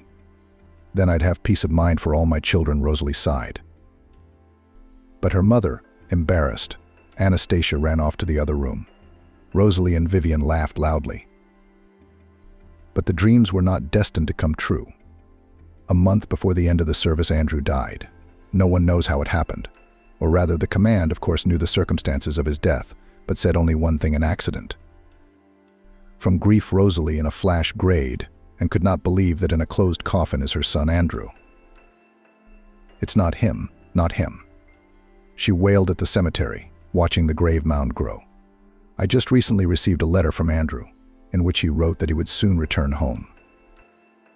"Mom, calm down," Anastasia, clinging to her mother, trembling with all her body, begged. "Let's go to the wake. Everyone's already there." Rosalie swore after her daughter, turning to look at the fresh grave where her only son lay. Soon Nick returned from the army and, without going home, went straight to the Martyanovs. Seeing him, Rosalie splashed her hands, hugged Nick, and wept bitter tears. "You tell me that my Andrew is alive." The woman looked hopefully at Nick. "We saw you off to the service together, so you must return together. Tell me that you deceived me, brought to the coffin of another man's son." "No," Aunt Rosa. Nick shook his head. "Not deceived." He sighed heavily. "I'm sorry." Bye. Nick quickly went out into the yard, sat down on a bench, and lit a cigarette. Nick didn't notice how Anastasia silently walked over to him and sat down next to him. "Welcome back," she said quietly. But Nick shuddered with surprise. "Oh, I'm scared." He almost dropped his cigarette and smiled. "Wow, how you have grown, quite a bride has become." "How did Andrew die?" Anastasia asked quietly again, staring off into the distance. "I don't know," Nick answered hastily. "I was on leave that day, and when I returned to the unit, I was told that Andrew." He was silent again. "In short, that Andrew is no longer there, and no one explained the reasons to me. You know, the army, there is a lot of secrecy." In fact, Nick lied. He knew that his best friend died because of him, and now he was tormented by conscience. On another leave, Nick met a girl and started dating her, but she had an older brother who was strongly against it. He warned Nick that if he did not get away from Grace, he would be in big trouble. But Nick only grinned, saying that nothing would scare him. On that fateful day, Nick and Andrew walked out of the unit together to go about their business. Nick was excited about his date with Grace, and Andrew decided to buy gifts for his family. After all, he was about to be discharged soon, and he wanted to return home not empty-handed. They had barely rounded the corner of the concrete fence when they ran into a group of guys, including Grace's older brother Benjamin. He looked at Nick sternly. "I warned you to back off my sister. Well, now hold on." Benjamin swung and hit Nick with all his might, who fell to the ground, but he jumped up and came at him. A fight ensued. Andrew could not stay away and rushed to help his friend. Benjamin took a knife out of his pocket and wanted to stab Nick with it. But it so happened that the knife hit Andrew right in the heart, and he fell down. Everyone froze, not expecting such an ending. "Cops!" shouted Benjamin, and the boys scattered. Nick ran after them. He wandered around the city for a long time and returned to the unit only in the evening. There he was told that Private Andrew Mardyanov was killed. There were no more details. Nick was interrogated, as it should be, because he was seen leaving the unit together with Andrew. But he, afraid that he could go to the brig, said that as soon as he and Andrew went out of the gate, they went in different directions. And he knows nothing more. Until the end of the service, Nick was afraid that the command of the unit guessed that Andrew died because of him, and even stopped going on leave. But everything went well. He was no longer summoned for interrogation. And now, looking at Anastasia, he felt ashamed of her and Aunt Rosa, that they had lost a son and a brother. "It's me," Nick got up from the bench. "If you need anything, contact me to help with the household or something else. After all, Andrew and I were best friends. I, so to speak, will help you." "Thank you." Anastasia looked at him gratefully. "And then Mom says that we are completely without male hands left. Even digging the vegetable garden is now no one." "Not a problem," Nick said. "I'll come to you tomorrow morning." But in the morning, Nick did not show up. All night he celebrated his return with his friends, and in the morning he was hungover. He went to bed and slept through the night. "So where is your assistant?" Rosa asked her youngest daughter snidely. "I guess I shouldn't have praised her yesterday that Nick would help us with everything. I'll have to go back to Jake's house again. He'll do anything for a bottle. Last time he dug our garden so hard, nothing grew. But there's no way out. I don't have any strength left. And look at you. Skinny, you can't hold a shovel." "Mom, you'll see." "Nick will come," said Anastasia, looking out the window. "He promised to help us in everything instead of Andrew." "Oh, Andrew, my darling son." Rosalie wailed. "And who did you leave us for?" Anastasia did not listen to her mother and ran out of the house. She walked along the country road and, reaching the house where the Titovs lived, looked through the fence into the yard. Aunt Carla was doing chores, and Nick was nowhere to be seen. "Something's peeking out," Helia Swan, Nick's friend, sneaked up on her. "Why don't you come inside?" "I'm not looking at anything," Anastasia replied fearfully. "I was just passing by and stopped for a moment to catch my breath." Well, well, well, laughed Helia. "And I already thought that you decided to visit some fiancé? After all, we haven't seen each other for 2 years. Probably missed you." He laughed out loud again. "It's too much." Anastasia stepped away from the fence and walked away. But she heard Helia enter the house and shouted loudly, "Nick, stop snoozing, you already have brides waiting for you at the gate." Anastasia blushed and walked even faster towards her house. She thought that Nick had forgotten his promise. And what was her surprise when, waking up in the morning, she went out into the yard and saw him in the garden with a shovel in his hands. "Come on, show me which beds to dig." He squinted against the bright sun. "Sorry, I couldn't come yesterday. I was celebrating my return from the army. You should understand." "I understand," Anastasia nodded her head. "You dig, and I have to get ready. I'm going to miss the bus."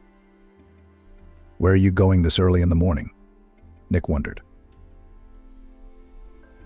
"Are you in a hurry to go on a date?" "What date?" Anastasia laughed. "At the school, I go to class in the morning and then come home in the afternoon. I was offered a dorm room, but I turned it down. How can I leave my mom alone? I've been driving back and forth all week. Good thing it's vacation soon, I won't have to go anywhere." "Be careful," Nick grumbled. "And if anyone hurts you, tell me right away." "Oh, who needs me?" Anastasia was embarrassed, but she was glad that Nick was worried about her. From that time, Nick began to come sometimes to the Martyanovs' that fence fixes, or the doors in the barn. "Mom, look, what a hard worker, Nick," said Anastasia with delight. "He's helping us like he promised." "Yes," Rosalie said. "But that hard worker always smells so bad that it's impossible to stand next to him." "So what?" Anastasia shrugged. "A man can have a drink after work, can't he?" "Oh, Anastasia," Rosalie shook her head. "You're still young, you don't understand a lot of things. If a man drinks, it's bad for the family. The wife, the children, and the rest of the family suffer. Look at our neighbors Timofeevs. Their Pete's been drinking as long as I've known him. His wife Nancy has come to our house barefoot and with babies to escape her husband's wrath." "Why doesn't Aunt Nancy divorce Pete?" Anastasia asked in surprise. "Why should she put up with such an attitude?" "Where would she go?" Rosalie sighed. "She's got 2 kids on her hands, and now she's pregnant with her 3rd. She has no help from anyone. Her parents are dead. She will endure her husband's antics for the rest of her life. And she loves that alcoholic. She admitted it herself." "No, I couldn't do that," Anastasia shook her head. "I would have filed for divorce right away." "Easy to say, but hard to do," Rosalie grinned. "Not every woman would decide to get a divorce. And we don't like divorced women. Even if she were a widow, there's nothing you can do, fate. But divorced women are like some kind of lepers. You can't invite them to your house. She may look back at another man's man." "It's medieval," Anastasia laughed. "We passed in school. I do not remember in which country, but if a husband died, they killed his wife and buried her next to him. And in another country, I don't remember which one, if an older brother died, the younger brother got his wife," Anastasia continued. "And no one asked if he wanted to marry her or not." Holy, holy. Rosalie crossed herself on the icon. Such wild customs. Thank God we do not have such a thing. In the fall, Nick decided to go to the city. He got a job and now he rarely came to the village, and Anastasia became sad. Every weekend at a certain time she passed by the stop where the bus stopped, hoping to see Nick. But alas, her expectations were in vain. A year later she graduated from college and got a job in a canteen. One day she was returning from work and saw Nick walking towards her. "Oh, Anastasia. Nick." He looked at her. "You look different. You look so much prettier. I didn't even recognize you at first. How are you?" "I'm not married yet," Anastasia said, embarrassed. What about you? You haven't gotten married? I'm going to. Nick grinned. I've come to choose a bride. Pick a bride? Anastasia asked. Didn't you find one in town? No, not in the city, Nick grinned.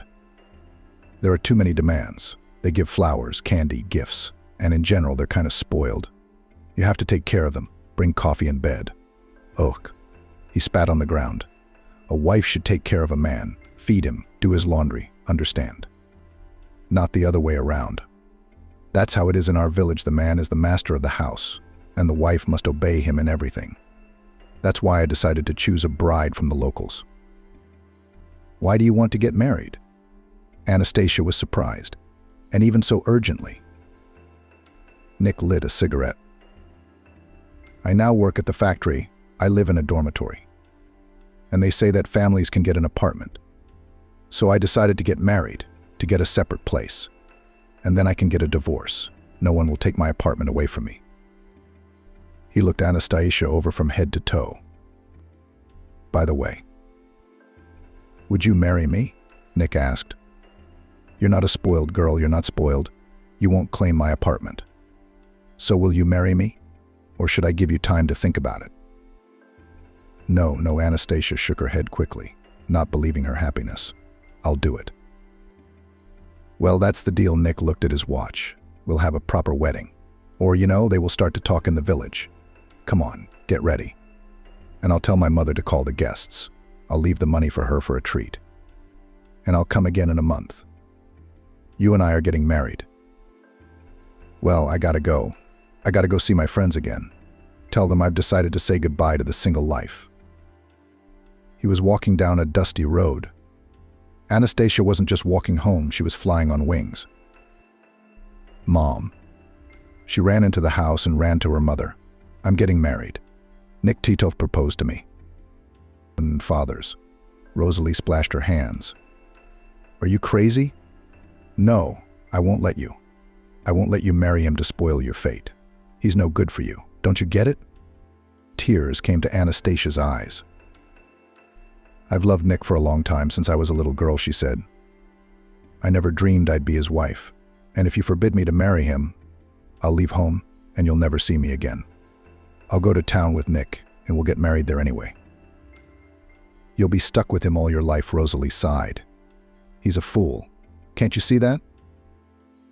I love him, she said, stomping her foot. And you can't stop me. What can I do with you? Rosalie sighed. You're just like your father, just as stubborn. Don't complain later, Anastasia. Complain about what? Anastasia was genuinely surprised. I'm going to have the happiest family because I'm marrying the man I love. Love. Rosalie grinned. You love him, but he loves you. Why did he suddenly decide to marry you? You've never met, never courted each other. He must have something to gain. No one's going to miss out, said Rosalie. There's something wrong with him. Mama, Nick is very good, said Anastasia, and twirled round her mother. Oh, I'm so happy. I'm going to tell Vivian about the wedding. Let her envy me. What can you do now? Rosalie resigned herself to it. Maybe it would work out for them. The wedding in the village was merry. The tables were set in the courtyard of the Titov's house, lavished with lavish whores, d'oeuvres, and alcohol. Anastasia sat at the head of the table next to Nick and smiled happily. And he seemed to pay no attention to his wife, only wrinkled and reluctantly kissed her when the guests shouted loudly, bitter. Oh, Anastasia. Vivian, who had been a bridesmaid, moved toward her. You're going to regret getting married. He doesn't look at you at all, as if you weren't his wife at all. He drinks moonshine with his friends and looks at other girls. He's not used to me yet, Anastasia defended her husband. Wait, we will live together, then he will not let me out of his sight. Until then, let him drink and have fun. It's a wedding, not a funeral. Then let's have a drink with you. Vivian handed her a glass of champagne. To love. And lots of kids. Oh, come on. Anastasia waved her hand and took a sip of champagne, but it went down the wrong throat. Tears came to her eyes. Would you say kids too? We can't think about them yet, and we have to get settled in the city first. Nick will soon get an apartment from the factory. You'll have to furnish it. You'll be a city girl. Vivian looked enviously at her friend. You'll forget the village altogether, she said. Probably even stop coming here. Don't be silly. Anastasia was angry. My mother is here, my sister, my nephews. How could I forget them? Nick and I will often come to help with the household chores. While Anastasia was talking to her friend, Nick got up from the table and went somewhere with friends, taking with him a bottle of moonshine. Noticing that the bride was almost crying, her mother-in-law came to her, took her by the hand and led her into the house. Let's go and rest, said Rosalie. You must be tired for the day. I've made a bed for you in the back room so that no one will disturb you. What about the guests? Anastasia looked around in confusion. Them Aunt Carla laughed. They've already forgotten about you. As long as there is moonshine and snacks on the table, and the bride and groom are not so important. Lie down and rest. Where's Nick? Anastasia sat on the bed and looked sadly at her mother-in-law. Kolka, don't wait, she sighed. Now, probably on the river with his friends drinking. He's like his father. I, too, waited for my husband all night after the wedding feast. I sat on the bed like you. I shed bitter tears. And then I didn't live a sweet life. Oh, she waved her hand. What to say now? Life is lived, not Washington. She waved again and left the room. Anastasia got out of bed and walked to the window, beyond which it was already dark. She could hear drunken voices. Someone belted out a song, and the disorderly voices backed it up. It's going to be different for me, Anastasia thought. She took off her white dress and placed it carefully on the table, then lay down on the bed, covered herself with the blanket and closed her eyes. She fell asleep immediately and woke up to someone piling on top of her. Anastasia screamed, but a wide palm covered her mouth. What are you yelling for? Are you going to wake up the whole house? She heard Nick's voice. Didn't you recognize your husband? He continued to pile on top of her. Don't. Anastasia tried to say, but she failed. Come on, Nick poked her with his breath. You're my wife now and you should know your duties. Or didn't your mother tell you anything about them? He laughed. Come on, do not break. Or I'll go find another woman for myself. There are plenty of them in the village. Who would not refuse a man's caress? Anastasia obeyed in silence. Her lip was bleeding and she prayed to God that it would all be over quickly. In the morning, the guests gathered again in the Titov's yard. Anastasia no longer sat at the table, but as hostess, she brought the treats, washed the dishes and watched Nick, who again had fun with his friends, forgetting that he had a young wife. And at night he was again pestering Anastasia, and she silently tolerated everything, only furtively wiping away her tears. A couple days later, Nick went into town for work. I gotta go, he mumbled as he put on his shirt. What about me? Anastasia looked at her husband in bewilderment. I have to pack. I have to quit my job. There's no reason for you to come with me now. I'll get an apartment, we'll get settled, and then I'll call you to me. And this. Give me your marriage license. I have to show them at work that I'm a married man now. Nick, when are you coming to pick me up? Anastasia was almost crying. We just got married. What will people say? He left his young wife at home and went to the city. But you do not listen to anyone. Nick counted the money and stuffed it into the inside pocket of his jacket. I'll settle down and take you to the city. So tell all the curious people. Let them figure out the rest. Let me at least walk you to the bus. Anastasia jumped out of bed and started to get dressed. I'll walk myself. Nick looked at her angrily. And you help my mother. Don't be lazy. Maybe I'll go to my house for a while. Anastasia suggested timidly.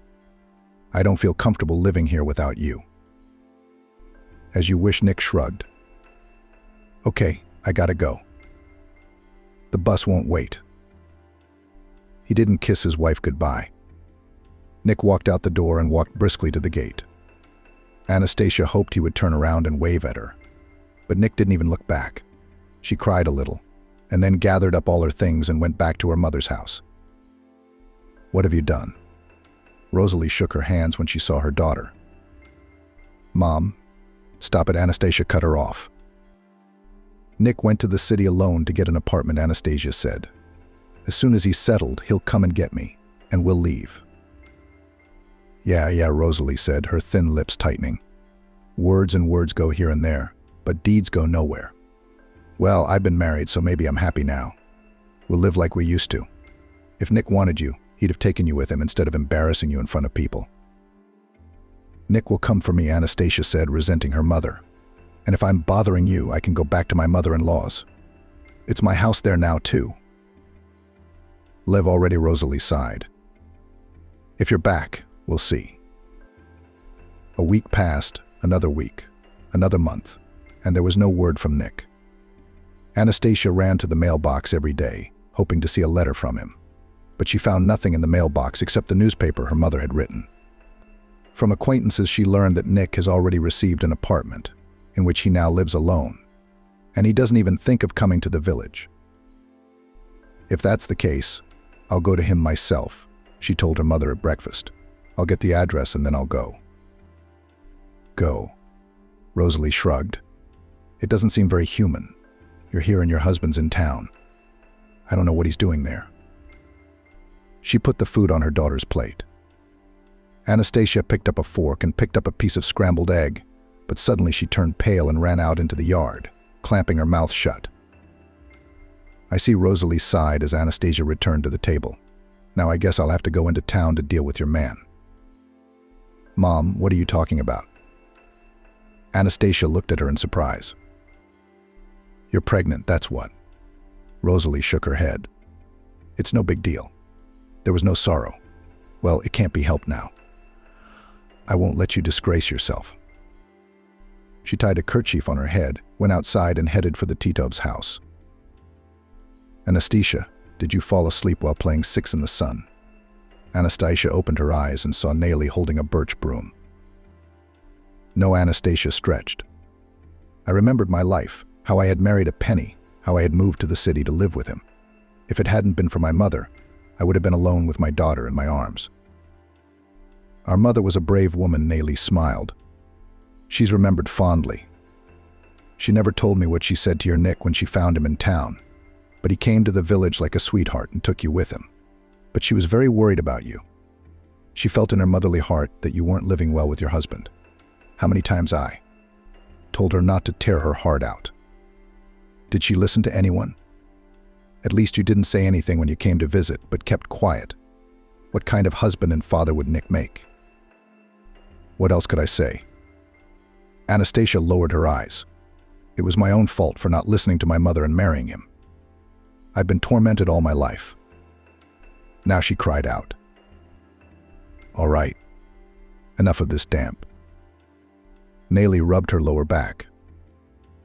"Go and collect the laundry while I make a broom for the bath. It's good for you, okay? You'll forget all your sorrows in no time when you take a broom bath. They say a broom is worth more than money in a bathhouse." Having undressed in the anteroom, Anastasia went into the steam room and squeezed her eyes shut with pleasure. It was really good and smelled of tar. She poured hot water into a basin and diluted it with cold water, pouring it generously from the ladle.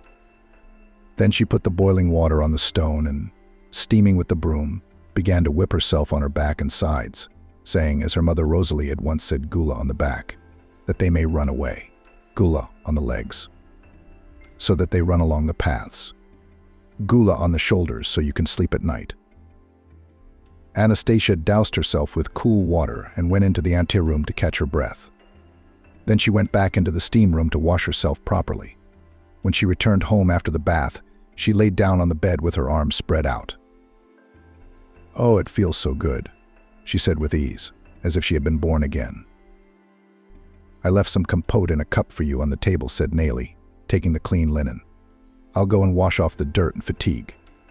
Our mother used to say that scented steam not only heals the body but also the soul, not your city baths, which are of little use."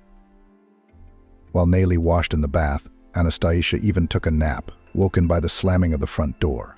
Rested, she made her way to her room. A flushed Nelly walked in.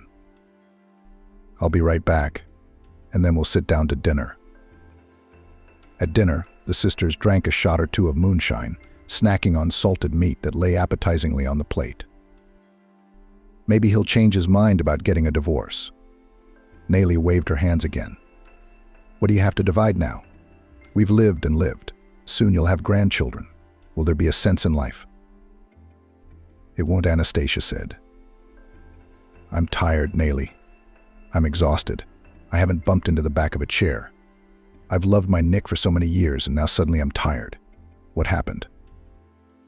Nothing much happened, Anastasia sighed. It's been building up for years. I'd reached the end of my patience. He quit 6 months ago, didn't he? Nayli looked at her sister in surprise. You said he'd never had a drop in his mouth. How much did he drink before that? Anastasia grinned. As long as I can remember, he drank as much as he did. As if you hadn't noticed. Nayli got up from the table and began to collect the dishes. When you married Nick, your mother and I told you he was following in his father's footsteps, but you wouldn't even listen to us. I thought he'd change with me. Anastasia looked sadly out the window. I thought that if I surrounded him with love and care, he'd forget about drinking. Only the hunchback can be fixed by the grave. Nayli said with a sneer. And your colleague will not even help. Why didn't you divorce and leave Nick right away? If life with him didn't work out, you had a place to go back to. My mom was still alive. And after she died, they didn't sell the house right away, she sighed. It was a shame to go back. And Nick loved my daughter. I couldn't deprive her of her own father. When he was sober, he was happy to take her for walks and bring her goodies. And when she went to school, he could help her with her homework. By that time, we already had a 1-bedroom apartment, and we sold the house with you parents, and the money was divided. So I used the money to furnish the apartment. It's a sight to behold. I couldn't just leave it and go anywhere. It was a pity. Don't you feel sorry for your life? Nayli sat down at the table across from her sister again. I worked hard, from morning till night in the canteen to earn an extra penny. Kolya, where did they transfer your son because of his drunkenness to different laborers? He didn't last long there either. You had to carry everything on your shoulders to support your family. At least you could carry some food home from the canteen. You're right, Anastasia sighed. My older co-workers pitied me. They'd put butter in my bag, or a piece of meat, or fruit for my daughter. Nick was drinking most of his paycheck, so I had to cut back on everything. Thanks, Nayli. You helped me by sending me a sack of potatoes, onions, pickles, homemade eggs. That's how we survived. I kept hoping that Nick would improve, get a job, and we'd live like human beings. But alas, Anastasia waved her hands. All my hopes were dashed. When my daughter lived with us, Nick and I still had something in common.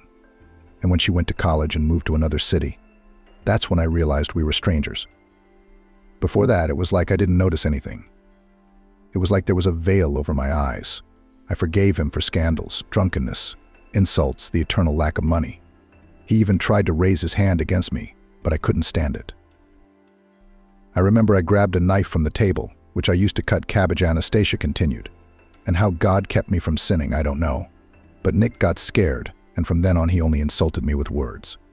You poor, poor thing. Nayli came to her sister and put her arm around her shoulders. All these years you've put up with it, and you haven't told me much. You had enough problems of your own, didn't you? Anastasia waved her hand.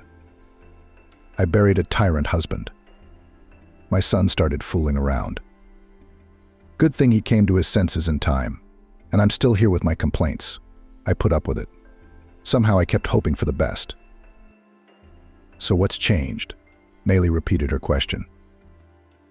I've changed. Anastasia ran a hand through her hair. Since I got the other job, I've changed. I didn't notice anything before. Work, home, work. And I had the worst job in the world.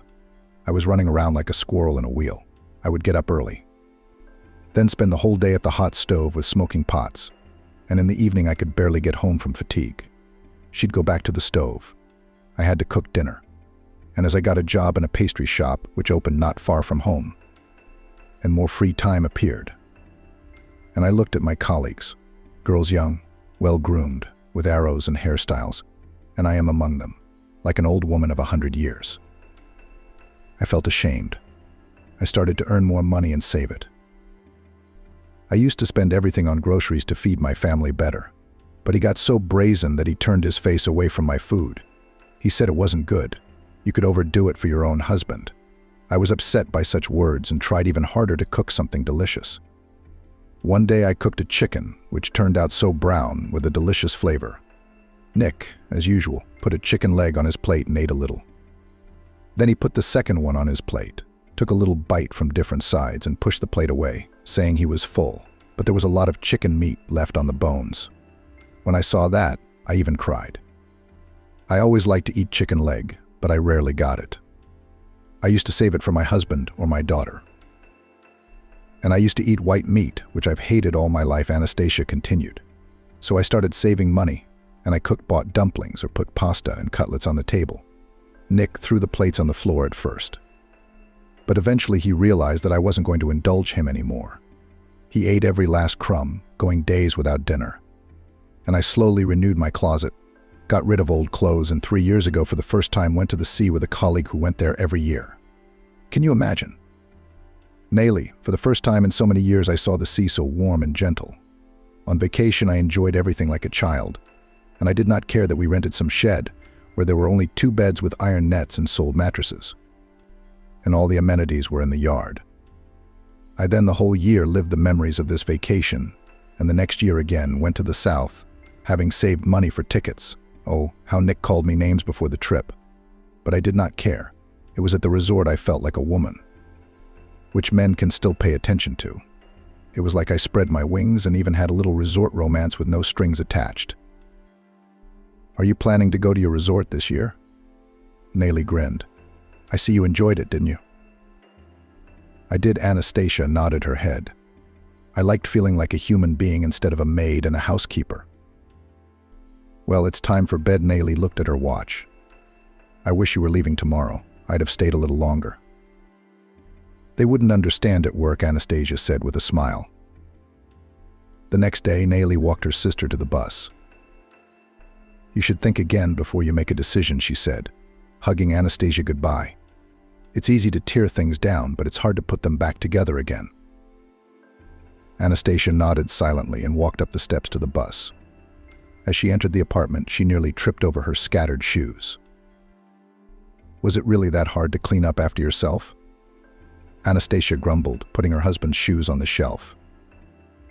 Nick walked out into the hallway, glaring angrily at his wife. Have you had enough of Dan Holm? Leave me alone, Anastasia shrugged him off.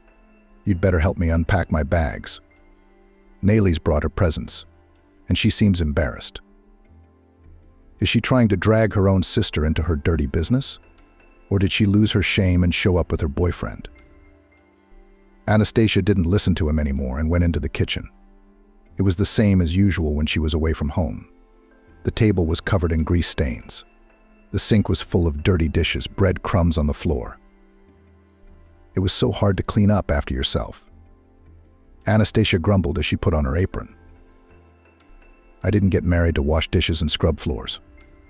Nick replied defiantly, that's what women are for. And what are men for? To lie on the couch and scold their wives. Anastasia was silent, gathering her courage. Let's get a divorce. We've been strangers for a long time. Why should we torture each other? Why don't we? Nick answered immediately. I have no doubt in my mind that you'll never do it. Maybe I'm sick of it too. How do you feel about me? I'll find myself a young hottie, and you'll learn how to live without a man. That's the deal, Anastasia exhaled with relief as she began to clean up. We'll split the apartment, and we'll each get our own lives. And I'll finally have an orderly kitchen, not a pigsty like this. Nick looked at his wife resentfully but said nothing. He went to his room and didn't come out until the evening, and when he got hungry, he came to the kitchen and was surprised to find that Anastasia had not cooked anything. Had you forgotten your duties? He literally burst into her room. Do I have to go hungry? Have you forgotten that you and I are getting a divorce? Anastasia didn't even look at him, continuing to flip through the magazine. Learn to live on your own. Cook your own food now. And you're going to wash your own clothes too, by the way. I'm done working for you, Anastasia said. Oh yes, I'm sorry, I forgot that you're divorcing me, Nick said ironically. Good luck. He forcefully slammed the door to the room. Anastasia heard her husband slam the refrigerator door, swearing. Then something rattled and fell, but she didn't even go out to see what he'd dropped. Anastasia went to work in the morning, and on her lunch break, she went to file the divorce papers. She filled out the necessary application, stating in it the reason didn't agree on the characters. The court clerk's office accepted her application and marked it, and said they would send her a notice by mail when she would have to appear in court for a preliminary hearing. When she got home that evening, Anastasia went into the kitchen, poured herself some tea, and made a sandwich. She didn't feel like eating. Out of habit, she pulled a pot out of the cupboard to make dinner, but then suddenly laughed and put the pot back. She went into her room, turned on the TV, lay down on her bed, and closed her eyes. On the TV, a man and a woman were first figuring out their relationship, and then vigorously declaring their love for each other. Anastasia turned off the TV, covered herself with a blanket, and fell asleep until the morning. She didn't hear Nick rattling the dishes in the kitchen, making his own dumplings, and even washing his own plate, which had never happened before. 2 weeks later, Anastasia handed him a subpoena she'd pulled out of the mailbox. What's this? Nick stared at it, looking at the paper. A summons. Anastasia shrugged. We have to appear in court the day after tomorrow. We're going to go to court the day after tomorrow to get a divorce. What, he yelled. You weren't kidding, were you? No, the wife replied calmly. And I also chose a few options for the exchange of our apartment. We'll have to pay extra, of course, but we can live separately. I'm not going anywhere. Nick threw aside the summons. I thought you were joking to scare me. So you're serious about breaking up with me? Nick asked. We lived together for so many years. We raised our daughter, and now you've decided to start a new life. I knew you'd found a man. You're a fool, Nick. Anastasia sighed. Do you have only one thing on your mind? That I'm cheating on you? Are you judging me by yourself? I'll divorce you even if you don't show up in court. We have an adult daughter and no other children. So you and I will be divorced like sweethearts. Nick looked pitifully at his wife. What are you thinking?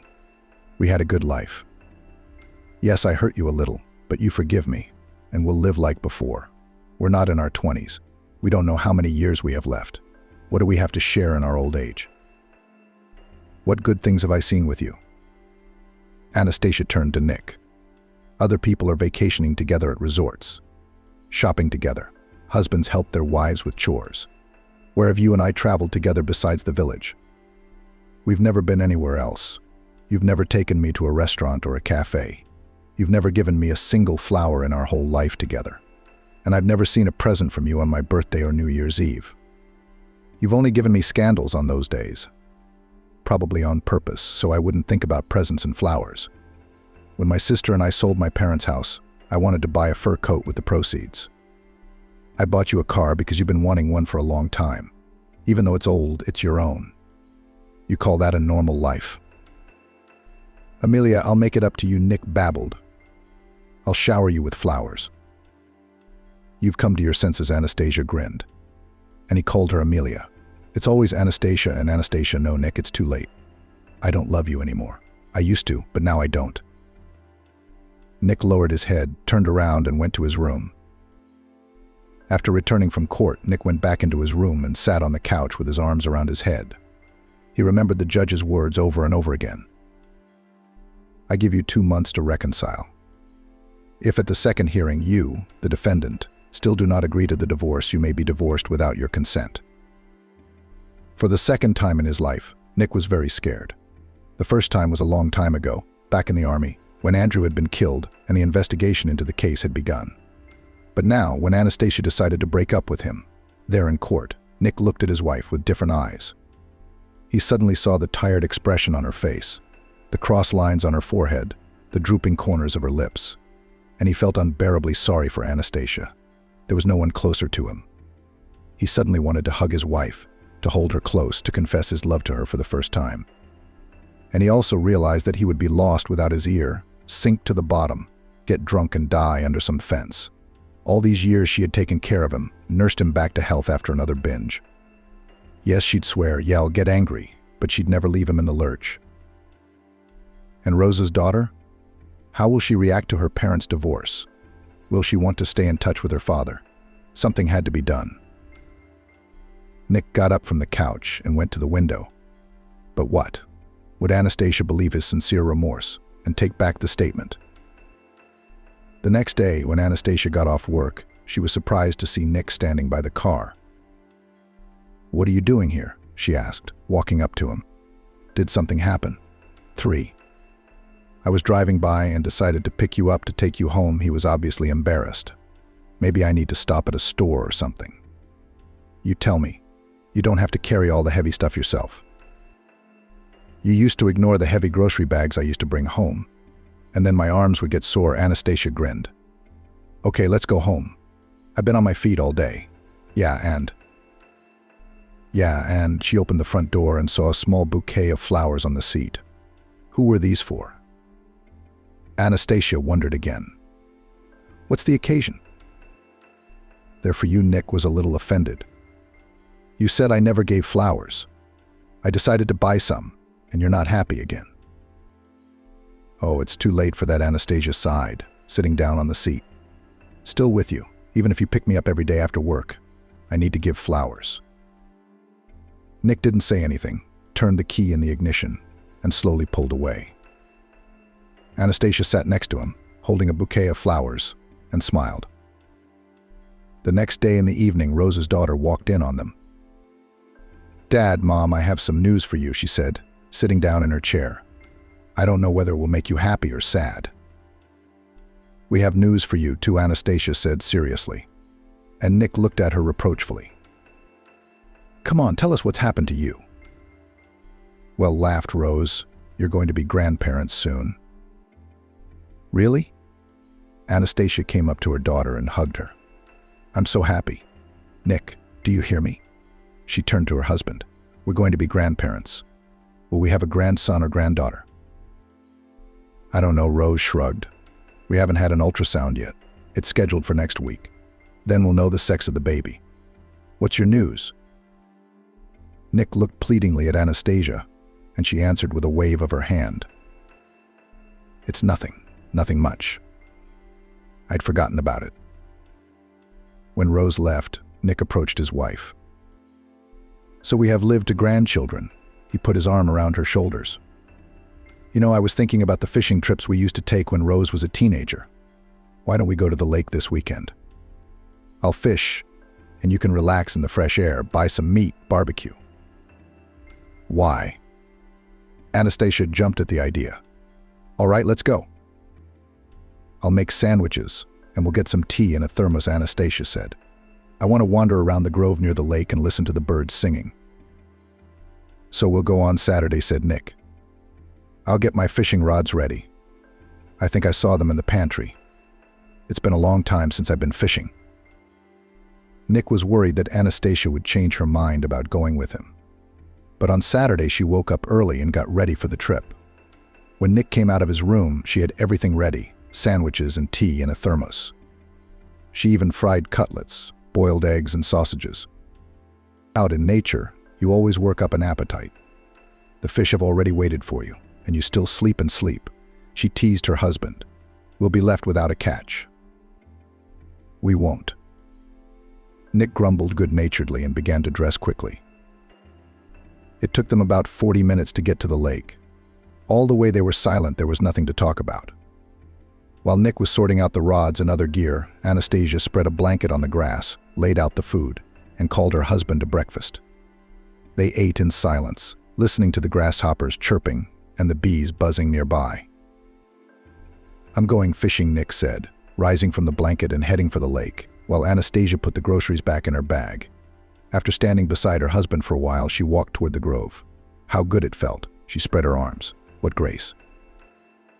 They walked back in silence, listening to music on the radio. "Shall I fry some fish?" Nick asked, satisfied. "I'll clean and fry it myself." "Where would I go?" replied Anastasia, getting out of the car. "We'll boil some more potatoes. We'll have a proper dinner." After dinner, Anastasia sat in her room watching TV. Suddenly she heard a phrase that made her think.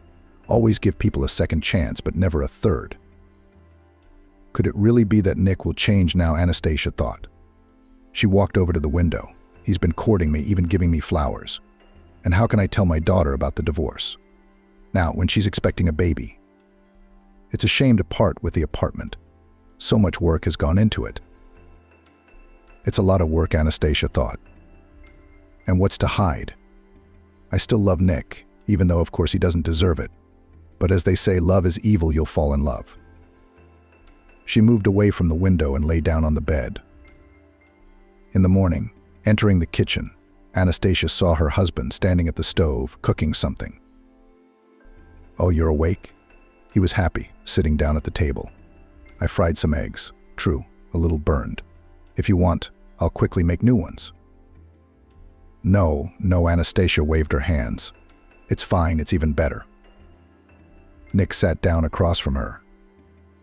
"How about you and I go to the movies or take a walk in the park? The last time we were there was about 5 or 6 years ago. Do you remember?" Yeah, Anastasia nodded. "You went on all the rides, even though you were hungover that day. And after you got out of the centrifuge, you fell on the grass and lay there for half an hour. I thought you were about to die. I even wanted to call an ambulance." "Yeah, I did," Nick grinned. "Oh, how much time I missed because of drinking. And how could you put up with me all this time?" I was wondering the same thing. Anastasia got up from the table. "Why didn't you think of that before?" "I was a fool," Nick looked at her guiltily. "Listen, maybe you'll change your mind about the divorce. How many years have we been together? We'll be grandparents soon. What do we have to share? Old age is around the corner. It's better to face it together than alone. And I'll be lost without you." He sighed heavily. "I did not sleep all night today," All thought. "I love you, Anastasia. Believe it or not, I can't imagine life without you. Sure, I behaved like an asshole to you, but we had some good times when Rose was born, and I used to get up at night so you'd get some sleep. Remember when we used to redecorate and pick out wallpaper together?" Anastasia said. "Oddly enough, we liked the same ones. Do you remember when we went to the village for your niece's wedding? And you and I had no place to sleep because there were so many guests, so we climbed into the hayloft?" "Come on," she said indignantly. "You've got something to bring up. I decided to go shopping today, to look at the baby's dowry. Before you know it, he'll be born. So maybe I should come with you," Nick suggested with obvious reluctance. He didn't like shopping. "You should fix the faucet in the kitchen. And the shelf in the bathroom is about to fall down," Anastasia said, grabbed her bag and went out into the hallway. "I'll do it," Nick fussed. "Just hurry back." Anastasia walked down the street, shaking off the bright sun. Young mothers came across her, rolling strollers with sleeping babies in front of them. "Soon Rose will be strolling down the alley like that," she smiled. "And maybe I'll walk with the baby too, remembering how I used to walk with my daughter." She stopped to admire the little kids playing in the sandbox. They were so funny, they were enthusiastically making sandpits. "Roman, it's time to go home." She heard a man's voice nearby. "Let's go, or grandmother will scold." "Right away, Grandpa." A boy about 4 years old climbed out of the sandbox and headed toward a man standing not far from Anastasia. "Grandpa?" "Grandma," she smiled, listening to the sound of those words. How time flies. It was only recently that we ourselves were running barefoot through the village, swimming in the pond, making plans for the future. And very soon I'll be a grandmother. Maybe Nick's right, we shouldn't get divorced, Anastasia wondered. He really would be lost without me. Nick hasn't been looking well lately. He's in pain, he won't tell me, but he keeps grabbing his right side. And he's been complaining of high blood pressure. I'd never forgive myself if something happened to him.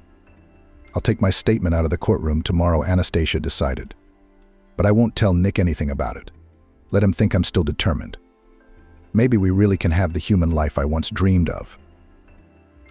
She sighed with relief, as if a heavy weight had been lifted from her shoulders, and strode lightly toward the children's store.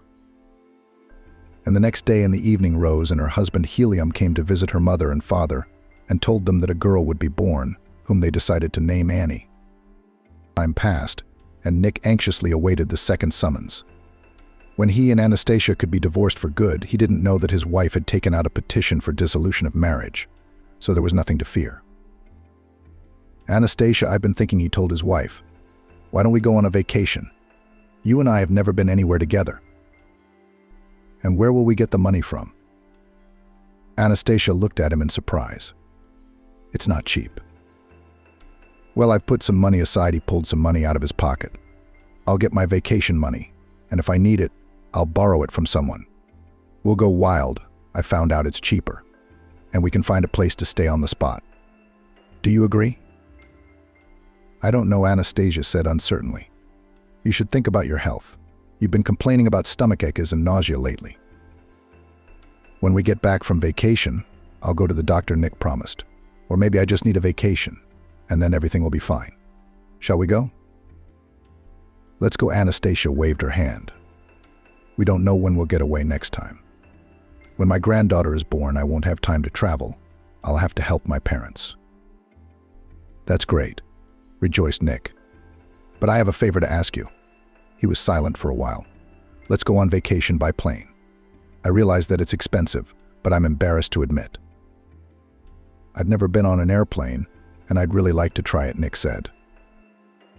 "I've only flown once, the year before last, and I'm afraid to go again." Anastasia looked at her husband with fear.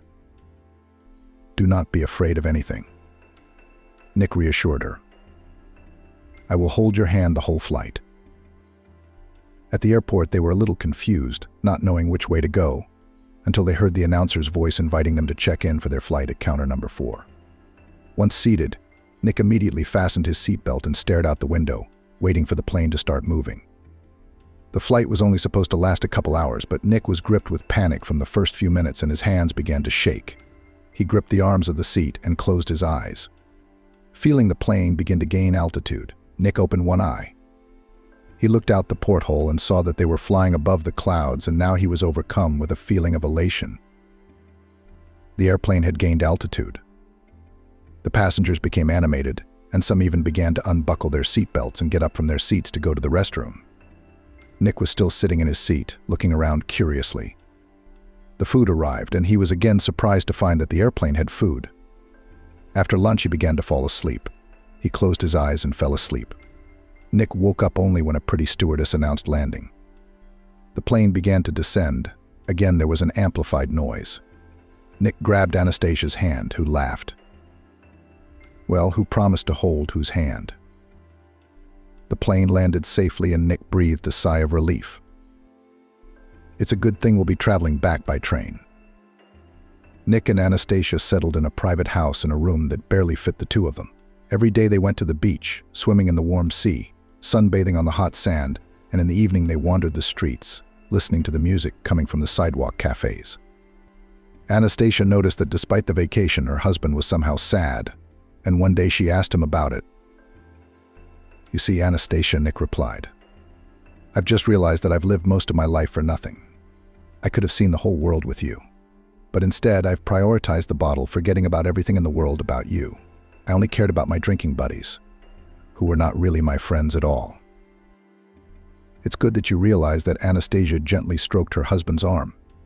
"You and I have everything ahead of us now. We will work, save money for new trips. And maybe we'll buy a cottage?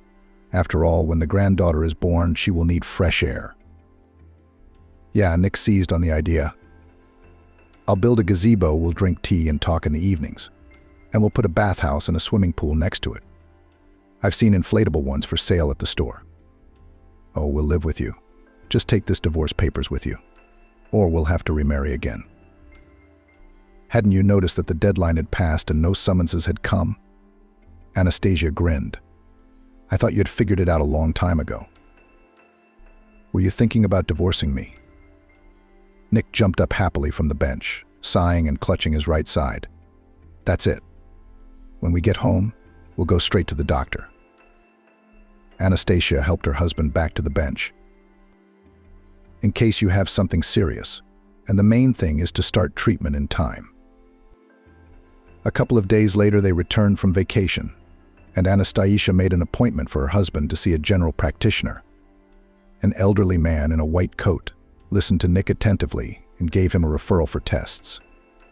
On his second visit to the therapist, Nick received a referral for an ultrasound of the abdominal cavity and additional biochemical tests. "Doctor, what do you think my husband has?" Anastasia asked with concern. "It's too early to say." The therapist scrutinized Nick's tests.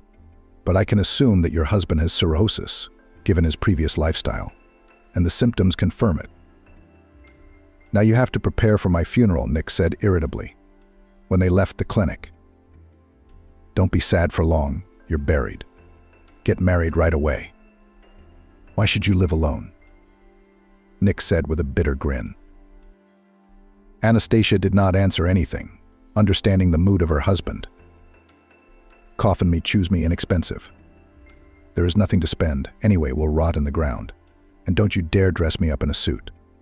I can't stand these jackets and ties. Put me in a blue shirt and a gray sweater, my favorite. Then I'll look so handsome for sure."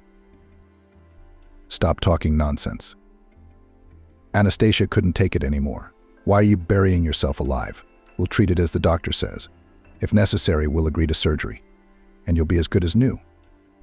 And when the time comes, you'll die your own death. But that won't be for a while. Maybe I should go to church, do some penance." Nick suddenly suggested it. "God will absolve me of my sins. Maybe I'll get better." "How many sins do you have?" Anastasia asked wryly. "I think I know all your sins. Maybe you're hiding something else from me." "I have one big sin," Nick lowered his head. "But I can't tell you about it yet. I'll confess it when the time comes. Or maybe I'll take this secret with me to the grave." While they waited for the results of additional tests, Anastasia watched her husband. His appetite was gone, his sleep was disturbed, and he became nervous and irritable. As before, he was angry with his wife and dissatisfied with everything. "Maybe I shouldn't have taken the application." Anastasia thought, "We would have been divorced by now, and I wouldn't have heard those angry words." When it was time to go to the hospital again, Nick flatly refused. "Go on your own," he said sharply to his wife. "It was you who forced me to take stupid tests and examinations. I had nothing else to do. I had to go to the clinic alone." Anastasia knocked on the door and cautiously looked into the doctor's office. "Ah," Titova recognized. "Well, come in," said the doctor.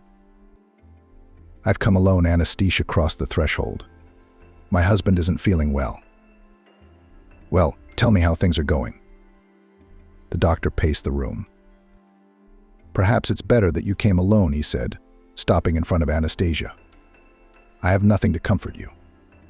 The tests show that your husband has terminal liver cancer that has metastasized to other organs." "Is it incurable?" Anastasia asked the question and realized the stupidity of it. Couldn't we do surgery or something else? Could chemotherapy be administered? The doctor thought for a moment. "You could try. But I don't think it would help anymore. Although, you need to take some more tests to be sure that your body can withstand chemotherapy. Here's a referral to an oncologist for tests. He'll explain everything you need to do next." Anastasia walked home slowly, tears in her eyes and the doctor's voice in her ears. 3 to 6 months. When she returned, she walked into Nick's room and saw him sleeping with his legs tucked under him. Maybe it will still turn out okay, she watched her husband's face. As if he sensed her gaze, he opened his eyes. Seeing his wife, with difficulty he got up and sat down on the sofa. How has he lost weight? Anastasia thought. Only recently we went to a resort. He looked good, even had a little tummy. Now it's so that all his clothes are hanging out. What did your doctor say? Nick asked with a grin. You'll live, Anastasia answered hastily. I just need to take some tests for treatment. We'll go with you tomorrow. I'm not going anywhere, Nick shook his head. I'll live as long as fate gives me. I don't need to poison my body with chemistry. How did he know about the chemo? Does he really know he has cancer? Anastasia was scared. You'll get better if you follow the doctor's recommendations, she insisted. You still have to get treatment. I won't, Nick repeated capriciously. Drink your own pills, maybe it's better for you. Maybe you'll become calmer and they'll let you go. Become as you wish, Anastasia said tiredly. I can't change your mind. The next day, Anastasia went to the oncologist and told him that her husband, Nick, didn't want to take any medication. And she hadn't even told him about the chemotherapy. I'll tell you what the doctor said when asked if Nick had any chance of recovery. A lot in treatment depends on the patient himself, on his willpower and will to live. Sometimes hopelessly ill patients literally cling to life and live for another 10 years, and the other may die of a cold or cut his finger. If your husband does not want to fight, then medicine is powerless here. So just be close to your husband, help him, support him with painkillers, which I will now prescribe you. That's all you can do to help him. Once again, after leaving the hospital, Anastasia walked slowly down the street and couldn't believe that Nick might be leaving this world very soon. The phone rang and she saw on the display that it was her daughter calling. "Mommy, how are you and Daddy doing?" she asked cheerfully. "Helium and I want to come over and visit you today." "Oh, Rose, how can you show up?" Anastasia tried to answer. "Daddy's a little sick. Don't worry, it's nothing. He got a virus somewhere. I'm afraid I might catch it from him. When he gets better, we'll come to you. You need to take care now. You're about to give birth, so you mustn't get sick." Anastasia said goodbye to her daughter. She walked slowly down the street again. She didn't want to tell Rose that her father was seriously ill. When she had the baby, then she would know everything. In the meantime, let her remain in ignorance. Her husband's temper had changed for the worse again. He became cranky, angry, irritable again. When he was in pain, he would throw a pillow at Anastasia as if she were to blame for his suffering. Anastasia put up with his antics, making liquid porridge and spoon-feeding him. When he stopped rising from the couch, she massaged him to avoid bed sores and changed his underwear. Nick grew weaker every day. He could no longer turn over on his own. His speech became slow and at times slurred. He moaned and gritted his teeth in pain. And in his delirium, he kept saying, "Andrew, take me away, Andrew." 3 days before Nick died, Rose gave birth to a daughter, and Anastasia, sitting beside her husband, through her tears, said, "Well, you've lived to see your granddaughter. Now get well. Annie needs a grandfather. You'll tell her stories and ride her on your back." But Nick didn't understand anything anymore. And just before he died, he looked at Anastasia with clear eyes and slowly said, "God punished me for Andrew. He was killed because of me. I should have been in his place."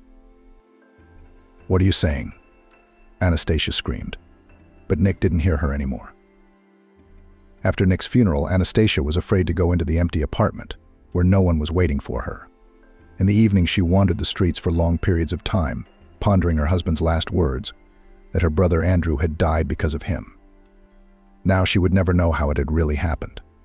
And did she really need to know? After all, it had been so many years. On weekends, Anastasia visited her daughter and son-in-law to babysit Annie's granddaughter. Rose at first reproached her mother for hiding her father's illness from her. But Anastasia managed to convince her that pregnant women do not need negative emotions to bear a healthy child. After the death of her husband, life for Anastasia seemed to stop. Only her granddaughter, who had recently been born, gave her meaning. She blamed herself for once deciding to file for divorce from Nick. Maybe that was the reason for the rapid development of his illness due to mental distress. Although, as the doctor claimed, the development of the tumor began 2 years ago and was mostly asymptomatic. As time passed, the heartache gradually subsided, leaving only memories. Once Anastasia heard a song performed by a famous artist, and the words fell into her soul. "Before, I did not listen to my mother. I lived everything with my own mind. Everything seemed to know better. I stood my ground and, satisfied with myself, quite everything Anastasia thought. I didn't believe that if my sweetheart said something to me, it meant it was all right. But it's true," she reflected. "I didn't listen to my mom once. She said I shouldn't marry Nick. I wouldn't be happy with him. I loved him dearly and thought that thanks to my love he would change and we would live well and long. Alas, that didn't happen. But I am sure that all good things are still ahead of me.